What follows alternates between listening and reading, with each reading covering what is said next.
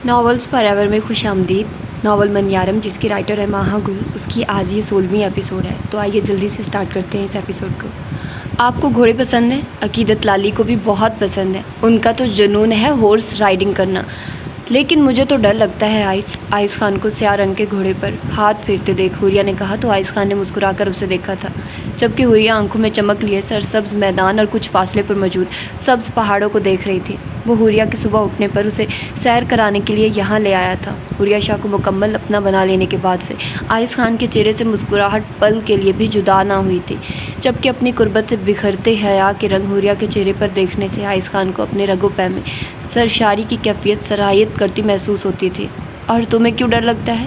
گھوڑے کی لگام تھامے آگے بڑھتی حوریہ شاہ کے قدم ساتھ ملاتے سوال کیا تو حوریہ نے بے ساختہ اپنی نازک ہونٹ کچلتے نظریں ترچھی کر کے آئس خان کو دیکھا تھا۔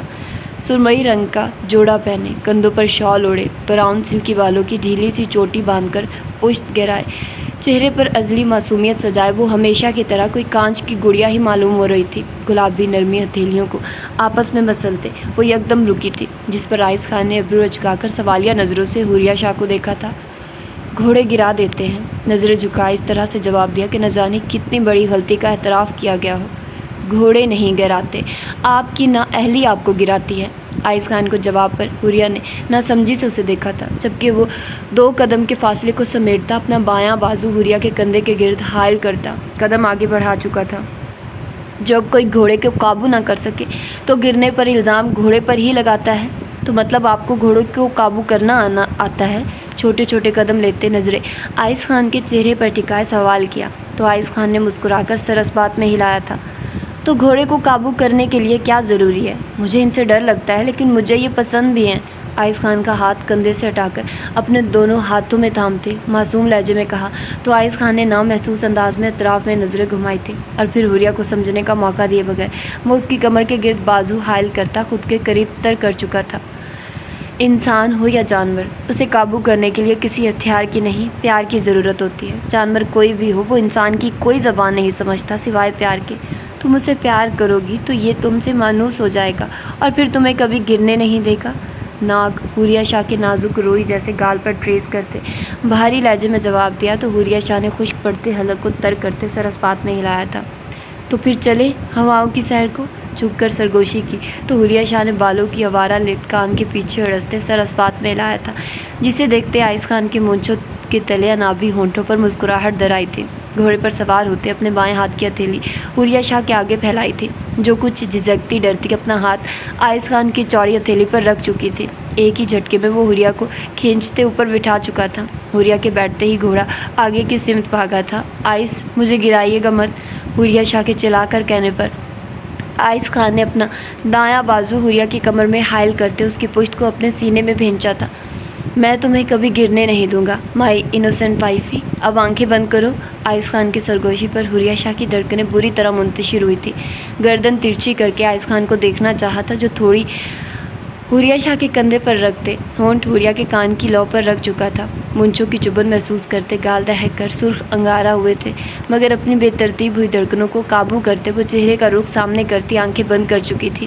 آنکھیں بند ہوئی تو حوریہ شاہ کو اپنا آپ ہواؤں میں محسوس ہوا تھا، تیز ٹھنڈی ہوا کے مسرور کرتے شور میں گھوڑے کے تیز قدموں کی آواز کی دھمک، چہرے کو چھوتی ٹھنڈی روح کو سکون پہنچا دینے والی ہوا سے کی تازگی کو محسوس کرتے حوریہ شاہ نے اپنے بازو وا کیے تھے۔ وہ نہیں جانتی تھی کہ گھوڑا کس سمت جا رہا اور کس رفتار سے، جو چیز وہ جانتی تھی تو بس اتنا کہ اسے اپنا آپ ہواؤں میں اڑتا ہوا محسوس ہو رہا تھا۔ آئس خان کی نرم پرحدت گرفت میں اپنا آپ محفوظ محسوس ہو رہا تھا۔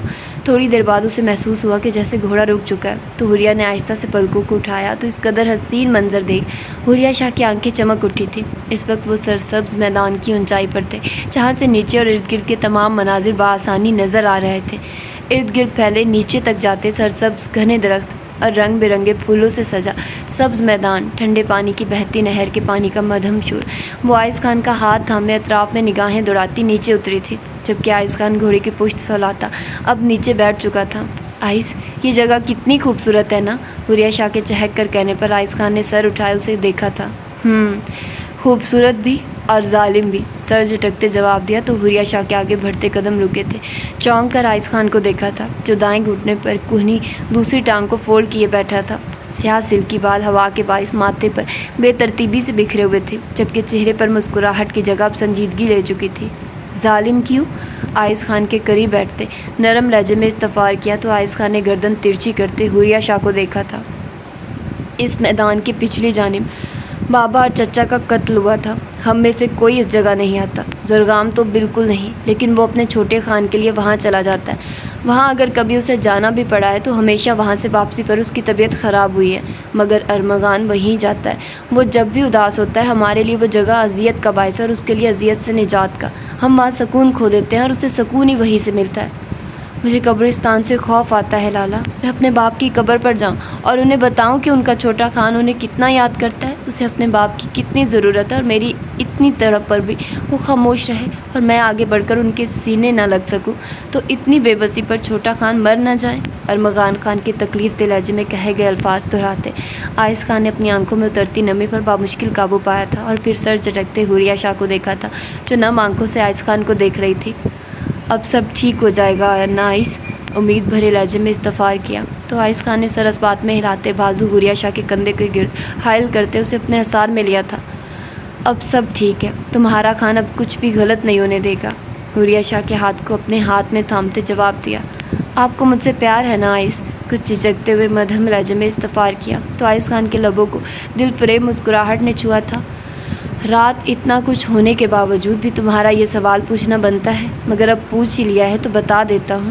آئز میں کو اپنی بیوی سے بہت محبت ہے، تم سے نہ ہوتی تو پھر کسی سے بھی نہ ہوتی، حوریہ شاہ کا چہرہ اپنے ہاتھوں میں تامتے بھاری لہجے میں جواب دیا تھا، جبکہ نظریں کرسٹل گرے آنکھوں سے سرکتی پتلے گلابی ہونٹوں پر آن رکی تو حوریہ شاہ نے سٹپٹا کر دور ہونا چاہا تھا، مگر اس سے پہلے ہی آئز خان شدت سے نرم ہونٹوں کو اپنی شدت بھری گرفت میں لے چکا تھا۔ آئز خان کے لمس میں رات سے بھی زیادہ شدت محسوس کرتے حوریہ نے تڑپ کر اپنے دونوں ہاتھ اس کے کندھوں پر رکھے تھے۔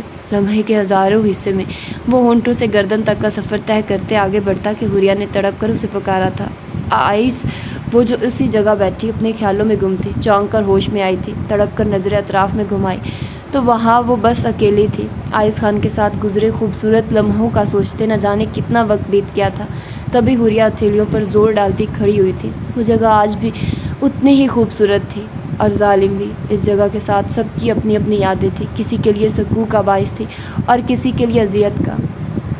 بلیکی چلو واپس چل، ہاتھ جھاڑتے وہ پلٹی تھی تو وہاں بلیکی کو نہ پا کر حوریہ شاہ کے الفاظ ادھورے رہ گئے تھے۔ وہ آئز خان کے گھوڑے کے ساتھ وہاں آئی تھی، اگرچہ اسے گھوڑ سواری نہیں آتی تھی، مگر وہ پھر بھی گھوڑے کی لگام تھامے پیدل یہاں تک چلی آئی تھی۔ آئز خان نے ٹھیک کہا تھا، وہ اس کے لم سے مانوس ہو جائے گا تو اسے نقصان نہیں پہنچائے گا، اور اتنے دنوں میں بلیکی حوریہ شاہ سے بہت مانوس ہو چکا تھا اور اب تو حوریہ کو بھی یقین تھا کہ وہ اسے نہیں گرائے گا۔ بلیکی! دیوانہ وار چلاتے حوریہ شاہ نے اطراف میں نظریں گھمائی تھی، دور دور تک جب وہ دکھائی نہ دیا تو حوریہ نے پلٹ کر پیچھے سرسبز درختوں کو دیکھا تھا جو میدان کی دوسری جانب جاتے تھے، اور پھر بنا کچھ سوچے سمجھے وہ دیوانہ وار اس جانب بڑھی تھی۔ براؤن سلکی بال ہوا کی دوش سے چہرے پر آتے تو حوریہ جھٹکے سے انہیں پیچھے کرتی، کندھوں پر پھیلی میرون چادر پھسل کر بازوؤں میں آئی تھی۔ بلیکی! پھولی سانسوں کے درمیان دونوں ہاتھ گھٹنوں پر رکھتے آگے کو جھک کر حلق کے بل چلائی تھی، آنکھوں سے ٹپ ٹپ گرتے آنسو مٹی میں گم ہوئے تھے۔ وہ آئز خان کا گھوڑا تھا، اس کا پسندیدہ، وہ اس کے ساتھ کئی سالوں سے تھا، وہ آئز خان کا ہمزاد تھا اور وہ آئز خان کو اپنی جان سے پیارا تھا۔ حوریہ شاہ کی آنکھوں میں تکلیف سے مرچیں سی بھرنے لگی تھی، اور وہ یہاں کیوں آئی تھی اس کے ساتھ؟ کیا ضرورت تھی اسے لانے کی؟ وہ شاید اس سے مانوس نہیں ہوا تھا، وہ شاید اسے محبت سے قابو میں نہیں کر سکی تھی۔ وہ آئز خان کا گھوڑا تھا، اسی کی طرح ساتھ تو چل پڑا تھا، منزل پر بھی پہنچا دیا تھا اور پھر بنا بتائے غائب بھی ہو گیا تھا۔ حوریہ شاہ گھٹنوں کے بل گرنے کے انداز میں بیٹھی تھی، تبھی کرانے کی آواز پر حوریہ شاہ نے چونک کر اطراف میں نظریں گھمائی تھی، ہاتھوں کی پشت سے آنسو صاف کرتی وہ جھٹکے سے اٹھی تھی اور پھر غور سے آواز سننے کی کوشش کی تھی۔ کسی کے بری طرح کراہنے کی آواز تھی، درد سے بھری، کسی انسان کی نہیں، جانور کی تکلیف سے کراہتے گھوڑے کی۔ حوریہ شاہ کو اپنی سانسیں رکتی ہوئی محسوس ہوئی تھی، جسم بے جان ہوتا محسوس ہوا تھا، مگر خود میں ہمت مجتمع کرتے وہ آواز کی سمت بھاگی تھی۔ تو ابھی حوریہ شاہ کے قدم کچھ فاصلے پر جامد ہوئے تھے، آنکھیں غم و حیرت سے پھیلی تھی، پورے وجود میں سنسنی دوڑتی محسوس ہوئی تھی۔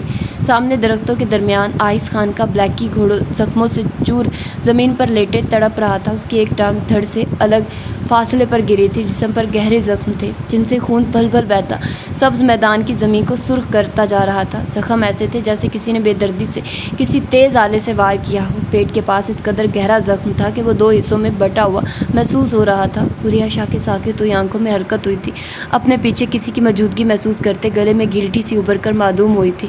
بایاں ہاتھ درخت پر ٹکاتے، گردن ترچھی کرتے سرخ پڑتی آنکھوں کو اطراف میں گھمایا تھا۔ وہاں کسی کو بھی نہ پا کر وہ جھٹکے سے پلٹی تھی۔ دل بری طرح دھڑک رہا تھا، کچھ غلط ہونے کا احساس رگوں پے میں سرایت کیا تھا۔ اپنی شال کو دونوں ہاتھوں سے سامنے کو تھامتے، خشک پڑتے حلق کو تر کرتی وہ جھٹکے سے نیچے کی جانب اترتے رستے کی جانب بھاگی تھی۔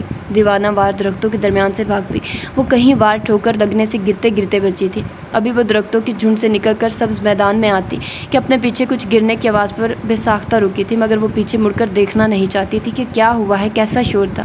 اسی لیے لمحے کی دیر کیے بغیر قدم اٹھایا تھا، مگر اس سے پہلے حوریہ شاہ کو اپنے سر کے پچھلے حصے پر درد کی شدید لہر اٹھتی محسوس ہوئی تھی۔ آنکھوں کے آگے پل میں اندھیرا چھایا تھا، دونوں ہاتھ پیچھے سر پر گئے تو نمی محسوس ہوئی تھی۔ آہستہ ہونٹوں نے حرکت کیے بنا سرگوشی کی تھی۔ جسم بے جان ہوتا محسوس ہوا تو وہ لمحے میں زمین بوس ہوئی تھی۔ بند ہوتی آنکھوں کو بامشکل کھولنے کی کوشش کرتے خود پر جھکے سیاہ لباس میں موجود شخص کو دیکھنا چاہا تھا، جس نے ہاتھ میں تھامی کسی چیز سے پھر سے ماتھے پر وار کیا تو حوریہ شاہ کا چہرہ لمحے میں سرخ رنگ سے رنگتا چلا گیا تھا۔ اب سب ٹھیک ہے، تمہارا خان اب کچھ بھی غلط نہیں ہونے دے گا۔ ذہن کے پردوں پر آئس خان کے الفاظ گونجے تھے اور وہ ہوش و حواس سے بیگانہ ہوتے اندھیرے میں ڈوبتی چلی گئی تھی۔ وہ نکسک سا تیار ہوا، نیچے لاؤنج میں آیا تو نظریں صوفے پر بیٹھی امتصال اور صبغہ شاہ سے ٹکرائی، جو سر جوڑے باتیں کرنے میں مصروف تھی۔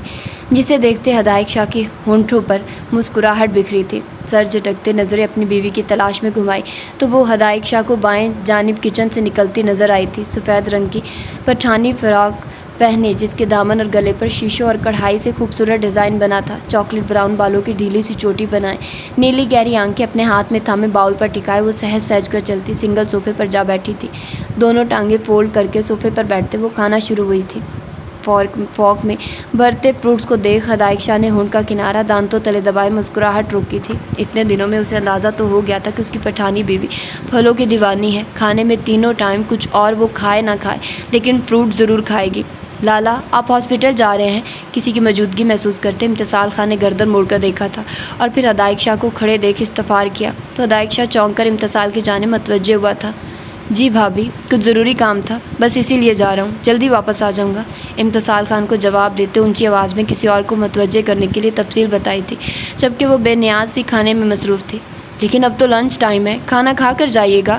اب کی بار صبغہ نے صوفے کی پشت پر دونوں بازو پھیلاتے رخ ہدایق شاہ کی جانب کرتے ہوئے کہا تو اس نے انکار میں سر ہلایا تھا۔ بھوک نہیں، آ کر کھا لوں گا، سادہ سے لہجے میں جواب دیتے قدم آگے بڑھائے تھے، جبکہ پلوشہ خان کے حلق سے اب کچھ اترنا مشکل ہو گیا تھا۔ تبھی باؤل کو ٹیبل پر رکھتے جلدی سے صوفے سے اتری تھی۔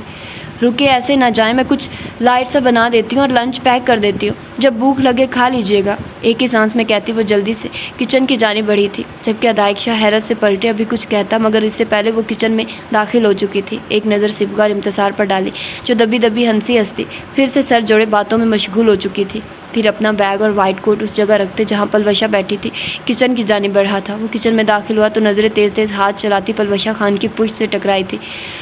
کافی اور سینڈوچز کا سامان دیکھتے ہدایق شاہ نے گہری سانس بھری تھی، جبکہ پلوشہ خان فریج کی جانب بڑھتی اس میں سے فروزن نگٹس رول نکالتی سلپ میں رکھ چکی تھی۔ تبھی وہ چھوٹے مگر مضبوط قدم لیتا پلوشہ خان کی پشت پر آن کھڑا ہوا تھا اور پھر پیچھے سے ہاتھ بڑھاتے وہ بریڈ پر میونیز لگاتے پلوشہ خان کے ہاتھ کو تھامتے دوسرے ہاتھ سے بریڈ کے سلائس کو پلیٹ میں رکھ چکا تھا۔ اس کی ضرورت نہیں، جب مجھے ابھی تک شوہر ہی قبول نہیں کیا تو اس احسان کی بھی ضرورت نہیں، سرد ٹھہرے لہجے میں جواب دیتے اپنے ہاتھ پیچھے کھینچ چکا تھا، جبکہ پلوشہ خان اپنی جگہ ساکت ہو چکی تھی۔ پھر سنبھلتے وہ آہستگی سے پلٹی تھی۔ احسان نہیں ہے، میں تو بس ابھی وہ بات مکمل کرتی کہ ہدایق شاہ نے شہادت کی انگلی پلوشہ خان کے سرخ ہونٹوں پر رکھی تھی۔ خدمت فرض جو بھی ہے کسی کی بھی ضرورت نہیں، کھانے کی ہی تو بات ہے، اور وہ مجھے میری بھابیاں بھی دے سکتی ہیں، میری ماں بھی، اور بالفرض وہ نہ بھی دے تو میرے اپنے ہاتھ سلامت ہیں۔ تم اپنی یہ خدمات کسی اور کو پیش کرو، چہرے پر چٹانوں سے سختی سجائے ایک ایک لفظ چبا کر کہتے۔ وہ دائیں ہاتھ سے پلوشہ خان کو کندھوں سے تھام کر سائڈ پر کر چکا تھا، جبکہ وہ ہونٹ کچلتی، ہتھیلیاں مسلتی، کبھی کچن کے دروازے کو دیکھتی کہ اگر کوئی آ گیا تو کیا سوچے گا، اور کبھی ہدایق شاہ کو جو پلوشہ کی رکھی چیزوں کو سائڈ پر کر چکا تھا۔ ہدایق پلیز میں کر دیتی ہوں نا، روحان سے لہجے میں کہتے۔ ہدایق شاہ کا ہاتھ تھاما تو وہ جھٹکے سے پلوشہ کا ہاتھ جھٹک چکا تھا۔ سخت نظروں سے پلوشہ کو دیکھتے ہدایق شاہ نے سختی سے اپنی مٹھیاں بھینچی تھی۔ اگر اب مجھے ہاتھ لگایا تو جان لے لوں گا تمہاری، دبے دبے لہجے میں گھرا کر کہتے۔ وہ بائیں ہاتھ سے سب چیزیں نیچے گرا چکا تھا۔ ہدایق میں تو بیوی ہوں نا، سہمی نظروں سے نیچے گری چیزوں کو دیکھتے ہونٹ تر کرتے منمنا کر جواب دیا تو ہدایق شاہ نے خون خوار نظروں سے پلوشہ کو دیکھا تھا، اور پھر چند قدم کے فاصلے کو سمیٹتے وہ جارحانہ انداز میں اس کی جانب بڑھا تھا۔ پلوشہ خان کو کندھوں سے دبوچے اپنے سامنے کیا تھا۔ شوہر مانا ہے مجھے، جب مجھے شوہر نہیں مانا تو خود کو بیوی کہنے کی ہمت بھی کیسے کی تم نے، کندھوں سے تھام کر جھنجھوڑتے ہوئے کہا تو پلوشہ خان کی نیلی آنکھیں پل میں رباب آنسوؤں سے لبریز ہوئی تھی۔ نہیں، ہمارا 2 بار نکاح ہوا ہے، میں بیوی ہوں، لاکھ کہنے شوہر کہنے کی کوشش میں بھی وہ نہ کہہ سکی، جبکہ پلوشہ خان کے جواب پر ہدایق شاہ کا پارا مزید ہائی ہوا تھا۔ ہاں بیوی، ایسی بیوی جو شادی کے پہلے دن ہی شوہر کو مارنے کا پلان بنائے ہوئے تھی، پلوشہ کو جھٹکے سے چھوڑتے اسپاٹ لہجے میں کہتے بالوں میں ہاتھ پھیر کر خود پر قابو پانے کی کوشش کی تھی۔ مارے؟ وہ تو کبھی مر کر بھی ہدایق شاہ کو تکلیف دینے کا سوچ بھی نہیں سکتی تھی، تو پھر وہ کیسے اسے کہہ سکتا تھا کہ وہ اسے مارنا چاہتی تھی؟ ہاں، وہ دودھ میں وہ پاؤڈر ملایا تھا مگر وہ زہر تو نہیں تھا، اور پھر وہ دودھ بھی تو گر گیا تھا نا، تو وہ کیسے یہ کہہ سکتا تھا؟ آپ ایسا کیسے کہہ سکتے ہیں خان، میں آپ کو کیوں مارنا چاہوں گی، وہ تڑپ کر کہتی ہدایق شاہ کے قریب ہوئی تھی، مگر اس بار اسے چھونے کی غلطی نہیں کی تھی، جبکہ وہ گہری سانس لیتا اپنے تنے اعصاب پر قابو پاتا پلوشہ خان کی کمر کے گرد سخت گھیرا ڈالتے اپنے سینے سے لگا چکا تھا۔ تم نے پہلے بھی غلطی کی تھی پلوشہ، تب ہم سب نے جانتے بوجھتے اس بات کا انتظار کیا کہ کب تم اپنی بے وقوفی کی وجہ بتاؤ گی، مگر اس بار ایسا نہیں ہے۔ اس بار اگر تم نے کوئی غلطی کی یا مزید کچھ چھپا کر کوئی حماقت کی اور اس سے کسی کو ذرا سا بھی نقصان ہوا تو یقین مانو اپنے ہاتھوں سے تمہاری جان لے لوں گا، ٹھٹھا دینے والے لہجے میں کہتا۔ وہ پلوشہ خان کی سانسیں خشک کر چکا تھا۔ نہیں، میں نے کپ کپاتے ہونٹوں سے ٹوٹ کے لفظ پھسلے تھے، جبکہ ہدایق شاہ اپنا بایاں ہاتھ پلوشہ خان کے گال پر ٹکاتے انگوٹھے سے پلوشہ خان کے کپ کپاتے ہونٹ کو سلہانے لگا تھا۔ گہری نیلی آنکھیں پلوشہ خان کے ہوائیاں اڑے چہرے پر رکی تھی، جبکہ وہ سانس روکے پھٹی آنکھوں سے اپنے ہونٹ پر حرکت کر ہدایق شاہ کے انگوٹھے جو دیکھتی اور کبھی پلکوں کی جھالر اٹھائے ہدایق شاہ کے اسپاٹ چہرے کو۔ مجھے شوہر مانتی ہو یا نہیں، سرسراتے لہجے میں استفسار کیا تو پلوشہ خان نے سختی سے آنکھیں میچی تو آنسو موتی کی صورت آنکھوں سے بہتے سرخ پھولے گالوں پر گرے تھے۔ ہاں، ایک لفظی جواب دیتی وہ ہونٹوں پر ہتھیلی جماتی اپنی سسکیوں کو روکنے لگی تھی، مگر ہدایق شاہ ہنوز اسپاٹ تاثرات چہرے پر سجائے پلوشہ کو کندھوں سے تھامتے رخ سلیب کی طرف کر چکا تھا۔ بناؤ، اب اگر تمہارے ہاتھ کسی بھی وجہ سے رکے تو انجام کی ذمہ دار تم خود ہوگی، سرد لہجے میں کہتا وہ بریڈ اور دوسری چیزیں اس کے سامنے کر چکا تھا، جبکہ پلوشہ ایک نظر نیچے گری چیزوں پر ڈالتی جلدی جلدی ہاتھ چلانے لگی تھی، مگر اگلے ہی لمحے پلوشہ کو اپنے وجود میں سنسنی دوڑتی محسوس ہوئی تھی۔ اپنی کمر پر ہدایق شاہ کے ہاتھوں کا لمس محسوس کرتے کام کرتے ہاتھ سست پڑے تھے، جنہیں محسوس کرتے ہدایق شاہ نے ایک قدم کے فاصلے کو سمیٹا تھا، جس کے باعث پلوشہ سلپ کے ساتھ جا لگی تھی۔ وہ اس کی وارننگ سمجھتی حلق تر کرتی جلدی جلدی سے سینڈوچ بنانے لگی تھی، جبکہ ہدایق شاہ بے نیاز ہوتے پلوشہ خان کے چوٹی میں بندھے بالوں کو کھولتے چہرہ ان میں چھپائے بالوں سے اٹھتے شیمپو کی بھینی بھینی خوشبو کو سانسوں میں اتارنے لگا تھا۔ بال دائیں کندھے پر ڈالتے ایک جھٹکے میں ڈوری کھینچی تو پلوشہ خان کے ہونٹوں سے سسکی نکلی تھی، جس کا گلا وہ ہونٹ کا کنارہ دانتوں تلے دباتے روک چکی تھی۔ فراق کو کندھوں سے سرکایا تو دودھیا کمر دیکھتے ہدایق شاہ کی آنکھوں میں خمار اترا تھا۔ ایک نظر پلوشہ کے کانپتے ہاتھوں پر ڈالتے وہ اپنے لب کندھے پر رکھ چکا تھا۔ ہدایق شاہ کے دہتے لمس کو جا بجا محسوس کرتے پلوشہ کو اپنی ٹانگیں بے جان ہوتی محسوس ہوئی تھی۔ ہاتھ بری طرح کپ کپائے تو اد بنا سینڈوچ پلیٹ میں گرا تھا۔ سلیب کو مضبوطی سے تھامے پلوشہ نے سختی سے آنکھیں میچی تھی، جبکہ ہدایق شاہ کے مضبوط ہاتھوں کے لمس کو کمر سے سرکتے اپنے پہلو پر محسوس کرتے پلوشہ خان نے تڑپ کر پلٹنا چاہا تھا، مگر اس سے پہلے ہی وہ فراق کو پہلو سے اٹھاتا اپنے ہاتھ پلوشہ خان کے پیٹ پر رکھ چکا تھا۔ سخت ہاتھوں کے پرحدت لمس پر وہ جی جان سے لرزی تھی۔ ہدایق کوئی آ جائے گا، گہری سانسوں کے درمیان گھبرا کر پکارا تو وہ جھٹکے سے رخ اپنی جانب کرتا پلوشہ خان کے ہونٹوں کو اپنی سخت گرفت میں لے چکا تھا، اور جیسے کہ مجھے کسی کی پرواہ ہے، तो टोक लहजे में कहते, निचले होंठ को दांतों में दबाए खींचा तो पलवशा खान ने शर्म से सुर्ख पड़ते खुद को छुपाना चाहा था, जबकि वो बिना किसी चीज़ की परवाह किए चेहरे पर जा बजा अपना भीगा लम्स छोड़ रहा था। जब उसे लगा कि वो नाजुक जान मजीद शिद्दतें बर्दाश्त नहीं कर पाएगी तो नरमी से दूर हुआ था, जबकि वो सुर्ख चेहरा, गर्दन और कंधे लिए थर थर काँप रही थी। जिसे देखते अदायक शाह ने होंठ का किनारा दांतों तले दबाया था और फिर आगे बढ़ते फ्रॉक को कंधों से ठीक किया था। फिर पलटकर फ्रिज से पानी की बोतल निकालते ग्लास में अंडेला था, पानी पियो और तुम्हारे पास 15 मिनट है इन्हें बनाने में और लंच पैक करने में। ग्लास पलवशा खान के होंठों से लगाते हुक्म झाड़ा तो पलवशा खान ने नम शिकवा कुना नज़रों से हदायक शाह को देखा तो हदायक शाह ने सवालिया अंदाज में अब्रू उचकाए थे। जिसे देखते पलवशा ने आहिस्ती से सर नफ़े में हिलाया था। पानी पीकर वो खुद पर काबू पाती पलटी थी। जलाद ने धमकी भरे लहजे में ना कहा होता तो पलवशा को यकीन था जो कुछ अभी वो उसके साथ कर चुका था किसी और वक्त किया होता तो वो तब इतनी जल्दी खुद पर काबू पाए, सब भुलाए, काम न करने लगती। वो खुद को उस जलाद की नज़रों से छुपा लेती। इतनी देर हो गई, मैं देख कर आऊँ? पलवशा को किसी चीज़ की ज़रूरत ना हो, इम्तिसाल ने किचन की जानिब देखते सिबगा से कहा तो सिबगा ने चौंक कर पलट कर देखा था और फिर इम्तिसाल को देखते सर झटका था। बैठी रहो, मियाँ बीवी चाहे किचन में किसी काम से जाए या रूम में, वापसी पर उन्हें देर हो ही जाती है। सिबगा शाह के बेबाक लहजे में कही गई बात पर इम्तिसाल जो उठने लगी थी बुरी तरह खजल होती वापस बैठी थी। तुम क्या कह रही हो? बलाज लाला को कॉल कर रही हो क्या? बात का रुख बदलते सिबगा शाह से सवाल किया जो कब से न जाने किसे कॉल करने में मसरूफ़ थी और इससे भी ज़्यादा अगला बंदा मसरूफ़ था जो इतनी कॉल अटेंड ही नहीं कर रहा था। हुरिया को कर रही हूँ, पहली रिंग पर तो उसने कभी तुम्हारे लाला की कॉल नहीं उठाई होगी मगर मेरी उठा लेती है, मगर अब मैं पिछले 1 घंटे से उसे कॉल कर रही हूँ मगर मुसलसल नंबर बिजी जा रहा है। बलाज शाह के जिक्र को मुकम्मल तौर पर नज़रअंदाज करते जवाब दिया, जबकि सिबगा शाह के तंज करने पर इम्तिसाल ने घूर कर उसे देखा था। क्या पता पिछले 1 घंटे से वो मेरे लाला के साथ मसरूफ़ हो, दो बदू जवाब देकर अपनी मुस्कुराहट छुपाई तो सिबगा ने खामोश नज़रों से इम्तिसाल को देखा था। तुम्हारे लाला के साथ मसरूफ़ हो भी तो मेरी कॉल देखकर मैसेज करके बता देती है कि वो थोड़ी देर में खुद कॉल करती है और फिर इससे अगले 5 मिनट बाद सब कुछ बुलाए अपनी बेस्ट फ्रेंड को कॉल करती है। होंठों पर मुस्कुराहट सजाए फखरिया लहजे में कहा तो इम्तिसाल ने मुस्कुराकर सर झटका था। अच्छा भाई, मैं हारी तुम जीती, हाथ उठाए हारने वाले अंदाज में कहा तो सिबगा शाह के होंठों पर मुस्कुराहट बिखरी थी। दाजी यार क्यों जाना है आपने?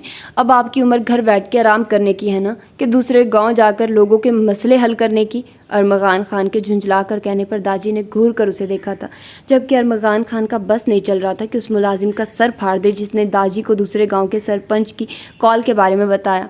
दूसरे गांव में किसी जवान लड़के का खून हुआ था और अब मकतूल के घर वाले खून बहा में लड़की मांग रहे थे, जबकि जिस लड़के पर इल्ज़ाम था उसका कहना था कि उसने खून नहीं किया मगर फिर भी सब उसे कातिल समझते हैं तो वो अपनी ज़मीन और पैसे देने को तैयार है मगर अपनी बहन को नाकर्दा गुनाह की सज़ा भुगतने नहीं देगा। मामला पेचीदा था तो गाँव से सरपंच ने सरगाम खान से रब्ता करने की कोशिश की थी। वो गाँव नहीं था तो उसने दाजी से रब्ता किया था और वो अब जल्द से जल्द वहाँ पहुँच ये मामला समेटना चाहते थे। बरखुरदार वली खान ने अपने कंधों पर 2 जवान बेटों के जनाजे उठाए हैं।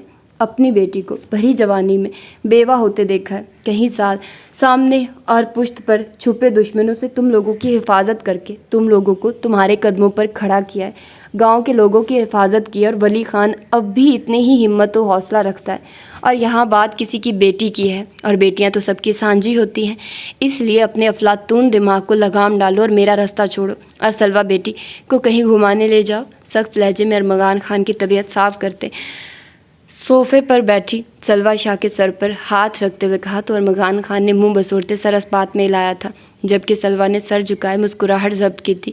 वो दोनों इस वक्त डेरे पर मौजूद थे। अरमगान खान घर था जब उसे पता चला कि दाजी जा रहे हैं, इसीलिए वो आते हुए सलवा को भी साथ ले आया था ताकि वो भी इमोशनल ब्लैकमेल करके दाजी को रोके, मगर वो तो चुपचाप सर झुका बैठी थी। सलवा शाह के सर पर प्यार देते और अरमगान खान को सख्त नज़रों से घूरते। दाजी बाहर जाकर गाड़ी में बैठकर वहाँ से रवाना हो चुके थे, जबकि उनके जाते ही अरमगान खान ने तेज़ नज़रों से सलवा शाह को घूरा था। उठिए मैडम, आपको सैर करवा लाऊं, दांत किचकिचा कर कहा तो सलवा शाह ने अब्रू अचकाकर अरमगान खान को देखा था, फिर अपनी शॉल ठीक करती शाह ने बेनियाजी से उठती अरमगान खान की कार की जानिब बढ़ी थी। वो जीप का दीवाना था मगर सलवा शाह के साथ सफ़र करने के लिए वो अपनी दीवानगी को छोड़ चुका था। वो अपनी बीवी को लोगों की नज़रों का मरकज़ नहीं बनाना चाहता था। सलवा शाह को फ्रंट सीट पर बैठते और ठा की आवाज़ से दरवाज़ा बंद करते देख अरमगान खान खुद पर जब्त करता तेज़ कदम लेता कार की जानिब बढ़ा था। हम कहाँ जा रहे हैं? ارمغان خان کی جانب دیکھتے سادہ سے لہجے میں استفار کیا تو ارمغان خان نے گھور کر سلوہ شاہ کو دیکھتے سپیڈ مزید بڑھائی تھی۔ اس بار ٹوٹا نہیں، اگلی بار اور زور سے مارنا تاکہ ٹوٹ کے ہاتھ میں آ جائے، جلے کٹے لہجے میں کہتے نظریں سامنے سڑک پر جمائی تھی۔ پہلے تو سلوہ نے ناسمجھی سے ارمغان خان کو دیکھا، پھر سمجھ آنے پر گاڑی کی خاموش فضا میں سلوہ شاہ کی خوبصورت ہنسی گونجی تھی، جسے دیکھتے ارمغان خان کے چہرے پر بھی مسکراہٹ رنگ گئی تھی۔ اب بتائیے نا کہاں جا رہے ہیں ہم؟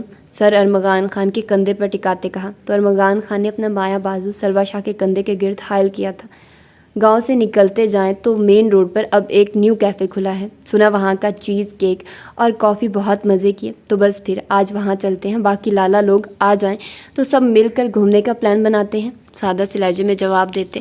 گاڑی کی سپیڈ کم کرنی چاہی تھی، مگر اگلے ہی لمحے ارمغان خان کو جیسے جھٹکا لگا تھا، دھڑکتے دل کے ساتھ بریک پر دباؤ دیا، مگر جب بریک نہ لگا تو ارمغان خان کے چہرے پر سایہ سا لہرایا تھا، نرمی سے سلوہ شاہ کو خود سے الگ کیا تھا اور آگے جانے کے بجائے دائیں جانب موڑ کاٹا تھا۔ سپیڈ کم نہیں ہو رہی تھی اور ایسے ہی سڑک پر پیچھے کی جانب موڑ کاٹنا مشکل تھا، جبکہ پیچھے آتی بائکس اور رکشہ وغیرہ وہ دیکھ چکا تھا۔ کیا ہوا ارمغان، کہیں اور جا رہے ہیں کیا آپ؟ سلوہ شاہ نے الجھ کر پوچھا تھا، مگر جیسے ہی نظر ارمغان خان کے سرخ پڑتے چہرے پر گئی تو وہ بری طرح ٹھٹکے تھے، جبکہ ارمغان خان جیب سے موبائل نکال بار بار فون کان سے لگاتا اور پھر لب بھینچتے دوسرا نمبر ڈائل کرتا۔ کیا ہوا ارمغان؟ دل کسی انجانے سے خوف سے بری طرح دھڑکا تھا، جبکہ سلوہ شاہ کے بولنے پر ارمغان خان نے بے بس نظروں سے اسے دیکھا تھا۔ گاڑی کی بریک فیل ہے، سب کو کال کر رہا ہوں مگر ہر کسی کا نمبر مصروف مل رہا ہے، گھر کے لینڈ لائن پر بھی رابطہ نہیں ہو پا رہا۔ اب میری بات دھیان سے سنو، میں کوئی محفوظ جگہ دیکھتا ہوں اور پھر ہم وہاں کود جائیں گے۔ یہ جگہ ہے تو کچی مگر خطرناک ہے۔ سلوہ شاہ کے چہرے سے نظر ہٹائے دائیں بائیں سڑک کے کناروں پر موجود پتھروں کو دیکھا تھا، وہ خود تو یہاں بھی کود سکتا تھا مگر بات سلوہ کی تھی۔ لیکن ارمغان تڑپ کر ارمغان خان کا بازو تھاما تھا، جس پر ارمغان خان نے بے ساختہ سلوہ شاہ کو اپنے حصار میں لیا تھا۔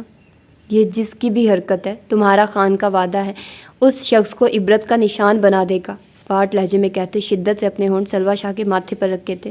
سیٹ بیلٹ کھولو، میں اپنی بھی کھول لوں گا، ابھی اپنی کھولو سلوہ، اور میرے 3 گننے پر تم چھلانگ لگا دو گے۔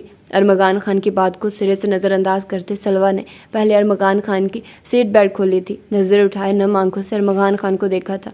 گرے نم آنکھیں ضبط سے سرخ پڑتی ہیزل ہنی آنکھوں سے ٹکرائی تو ارمغان خان کو اپنے سینے میں طوفان اٹھتا محسوس ہوا تھا، اور پھر 3 گنتے ہی وہ سلوہ شاہ کو باہر کی جانب دھکا دیتے خود دائیں جانب سے کودا تھا، جبکہ گاڑی کچھ فاصلے پر جا کر درخت سے ٹکرائی تو ایک دھماکہ سا ہوا تھا۔ چکراتے سر زخموں سے چور ہوتے وجود کو گھسیٹ کر اٹھاتے ارمغان خان نے سلوہ شاہ کی تلاش میں نظریں دوڑائی تھی۔ آگ میں لپٹی گاڑی سے اٹھتے دھوئیں کو نظر انداز کرتا وہ آگے بڑھتا کہ لڑکھڑا کر نیچے گرا تھا، زمین پر ہاتھ رکھ کر اٹھنا چاہا تو زخمی ہاتھوں کو دیکھتے اپنی بے بسی پر ارمغان خان کی آنکھیں لباب آنسوؤں سے لبریز ہوئی تھی۔ زرگام خان اور آئس خان نے ساری عمر اپنے چھوٹے خان کے وجود پر خراش بھی نہ آنے دی تھی، اور اب وہ سنسان سڑک پر زخموں سے چور پڑا تھا۔ اس کی بیوی اس سے تھوڑے سے فاصلے پر تھی اور یہ فاصلہ چھوٹے خان کو صدیوں کا لگ رہا تھا۔ لالا ہونٹوں سے تڑپ کر الفاظ ادا ہوئے تھے، خود میں ہمت مجتمع کرتے وہ لڑکھڑاتے قدموں سے آگے بڑھا تھا اور پھر نظریں منہ کے بل گرے سلوہ شاہ کے وجود سے ٹکرائے تو ارمغان خان تڑپ کر اس کی جانب بڑھا تھا، مگر ابھی وہ چند قدم کے ہی فاصلے پر تھا کہ پیچھے سے آتے کیری ڈبے نے ارمغان خان کو ٹکر ماری تھی اور وہ کہیں قدم دور جا گرا تھا۔ کیری ڈبے کے رکتے ہی اس میں سے 2 لوگ باہر آئے تھے اور سلوہ شاہ کے ہوش و حواس سے بیگانہ ہوئے وجود کو اٹھائے کیری ڈبے میں بیٹھتے وہاں سے لمحے میں غائب ہو چکے تھے۔ زمین پر گرے ارمغان خان کی بند آنکھوں سے کہیں آنسو ٹوٹ کر کن پٹی میں جذب ہوئے تھے۔ دروازہ کھول کر وہ اپنے آفس میں داخل ہوا تھا، سفید کوٹ کو اتار کر کرسی کی پشت پر رکھا تھا۔ ٹیبل اور رولنگ چیئر کے درمیان کھڑے ہوتے ہدایق شاہ نے اپنی پاکٹ سے موبائل نکالا تھا، پاس ورڈ لکھا آتے فون ان لاک ہوا تو نظریں وال پیپر پر لگی پلوشہ اور اپنی شادی کی تصویر پر گئی تو پلوشہ خان کے جھکے چہرے کو دیکھتے ہدایق شاہ کے ہونٹوں پر مسکراہٹ بکھری تھی، پھر سر جھٹکتے چیئر پر بیٹھتے وہ کسی کا نمبر ملاتے، موبائل کان سے لگا چکا تھا، دوسری ہی رنگ پر دوسری جانب سے کال اٹھا لی گئی تھی، جیسے محسوس کرتے ہدایق شاہ نے چیئر کی پشت سے ٹیک ہٹائی تھی۔ کام کا کیا بنا ظفر؟ زرگام پر نظر رکھ رہے ہو نا؟ نظر ٹیبل کی سطح پر جمائے سخت لہجے میں استفار کیا تو دوسری جانب کچھ توقف کے لیے خاموشی چھا گئی۔ جی شاہ صاحب، ابھی وہ ہاسپٹل میں ہے اور زرگام خان کے بندے اس کے کمرے کے باہر پہرا دے رہے ہیں، جیسے وہ ہاسپٹل سے نکلے گا تو اس بار کوئی غلطی نہیں ہوگی، ایکسیڈنٹ اس قدر بھیانک ہوگا کہ لاش تک کو پہچاننا مشکل ہو جائے گا۔ ظفر نامی شخص نے آہستہ آواز میں ٹھہر ٹھہر کر جواب دیا تو ہدایق شاہ نے انکارا بھرا تھا۔ اگر کسی کو شک ہوا تو یاد رکھنا تمہاری لاش بھی کسی کو نہیں ملے گی، ٹھٹھرا دینے والے لہجے میں کہتے وہ دوسری جانب موجود شخص کی سانسیں خشک کر چکا تھا، جبکہ نیلی گہری آنکھیں نامحسوس انداز میں آفس کے اطراف کا جائزہ لینے میں مصروف تھی۔ واس میں لگے خوبصورت تازہ گلاب کے پھولوں کو ایک نظر دیکھتے وہ کمر چیئر کی پچھ سے ٹکا چکا تھا۔ نہیں شاہ صاحب، کسی کو شک نہیں ہوگا، آپ کا نام کبھی سامنے نہیں آئے گا۔ اس ایکسیڈنٹ کو وہ ایک حادثہ سمجھ رہے ہیں، کسی کو اس بات پہ شک نہیں ہوا کہ وہ حادثہ نہیں، سوچی سمجھی سازش تھی۔ کوئی نہیں جان پائے گا کہ ہدایق شاہ نے زرگام خان کو شہر سے واپسی پر قتل کرنے کا منصوبہ بنایا تھا۔ کوئی یہ بات سوچ بھی نہیں سکتا۔ شاہ، بکواس بند کرو اپنی، دوبارہ یہ بات تنہائی میں بھی اپنی زبان پر نہ لانا۔ ابھی وہ مزید بولتا کہ ہدایق شاہ کی گرجدار آواز سنتے سختی سے ہونٹ بھنج گیا تھا۔ جی شاہ صاحب، کبھی نہیں، منمنا کر معذرت کی، جسے سنتے ہدایق شاہ نے غصے سے سرخ پڑتے جھٹکے سے فون بند کرتے موبائل ٹیبل پر اچھالا تھا، کونیاں ٹیبل پر رکھتے ہاتھوں میں سر گراتے۔ ابھی وہ اپنے غصے پر قابو پانے کے صحیح کر ہی رہا تھا کہ کوئی عجلت میں دروازہ ناک کرتے اجازت ملنے کی پرواہ کیے بغیر اندر داخل ہوا تھا۔ اس سے پہلے ہدایق شاہ غصے سے سامنے والی کی کلاس لیتا کہ نرس کی بخلائی آواز پر وہ چوکنا ہوا تھا۔ سر پلیز جلدی چلیے، ایمرجنسی میں 3 عورتیں آئی ہیں، ایک کو بری طرح جلایا گیا ہے، دوسری کے ساتھ زیادتی کی گئی اور ایک کو بہت بری طرح تشدد کا نشانہ بنایا گیا ہے۔ نرس کے چہرے کی ہوائیاں اڑے دیکھ اور بات سنتے ایک لمحے کے لیے وہ سکتے میں آیا تھا، مگر پھر اگلے ہی لمحے برق رفتاری سے وہ اپنی جگہ سے اٹھتا باہر کی جانب بھاگا تھا۔ کون لایا ان لڑکیوں کو؟ ایمرجنسی کی جانب تیزی سے بڑھتے وہ اپنے ساتھ قدم ملانے کی کوشش کرتی نرس سے مخاطب ہوا تھا۔ سر کوئی نہیں، نرس نے ہاتھ آپس میں مسلتے خشک پڑتے حلق کو تر کرتے جواب دیا تو ہدایق شاہ نے الجھ کر اسے دیکھا تھا۔ سر وہ ہاسپٹل کی بیک سائڈ پر کوئی پھینک کے چلا گیا، وہاں سے گزرتے ایک آدمی کی نظر پڑی تو وہ لایا ہے۔ سر ان کی حالت اس قدر بری ہے کہ ابھی وہ بات مکمل کرتے کہ ہدایق شاہ ہاتھ کے اشارے سے روکتا ایمرجنسی وارڈ میں داخل ہوتے وہ اسٹریچرز کی جانب بڑھا تھا جن کے قریب ڈاکٹر گھیرا بنائے ہوئے تھے۔ ایمرجنسی میں اس وقت کہرام مچا ہوا تھا، وہاں موجود دوسری مریض عورتیں ان تینوں لڑکیوں کی حالت دیکھتے چیخو پکار کرتی روتی دہائیاں دیتی ان لڑکیوں کی ایسی حالت کرنے والے کو بد دعائیں دے رہی تھی۔ ہدایق شاہ کی دیکھتے ڈاکٹر سائڈ پر ہوئے تھے، جبکہ ڈاکٹرز کے سائڈ پر ہونے پر ہدایق شاہ کی نظریں سامنے اسٹریچرز پر لیٹی لڑکیوں کی حالت پر گئی تو ہدایق شاہ کی آنکھیں غم و غصے سے لمحے میں سرخ انگارہ ہوئی تھی۔ یا اللہ رحم، سرگوشی نما لہجے میں لفظ ادا ہوئے تھے۔ گہری سانس لیتے ہدایق شاہ نے اپنا کپ کپاتا ہاتھ بری طرح جھلسی لڑکی کی کلائی کی جانب بڑھایا تھا۔ سر یہ پولیس کیس ہے، قانونی کارروائی ضروری ہے، اس لیے ہمیں پہلے پولیس۔ ساتھ کھڑا ڈاکٹر پروفیشنل لہجے میں اپنی بات مکمل کرتا کہ ہدایق شاہ نے سرخ انگارہ ہوتی آنکھوں سے اسے دیکھتے جھٹکے سے اس کا کالر دبوچا تھا۔ پولیس، قانون، مائی فٹ، یہ تینوں لڑکیاں ہدایق شاہ کے ہاسپٹل کی چھت تلے ہیں۔ اگر ان میں سے کسی کی بھی جان گئی تو میں تمہیں ایسا قانون سکھاؤں گا ڈاکٹر کہ اپنی ساری ڈاکٹری بھول جاؤ گے۔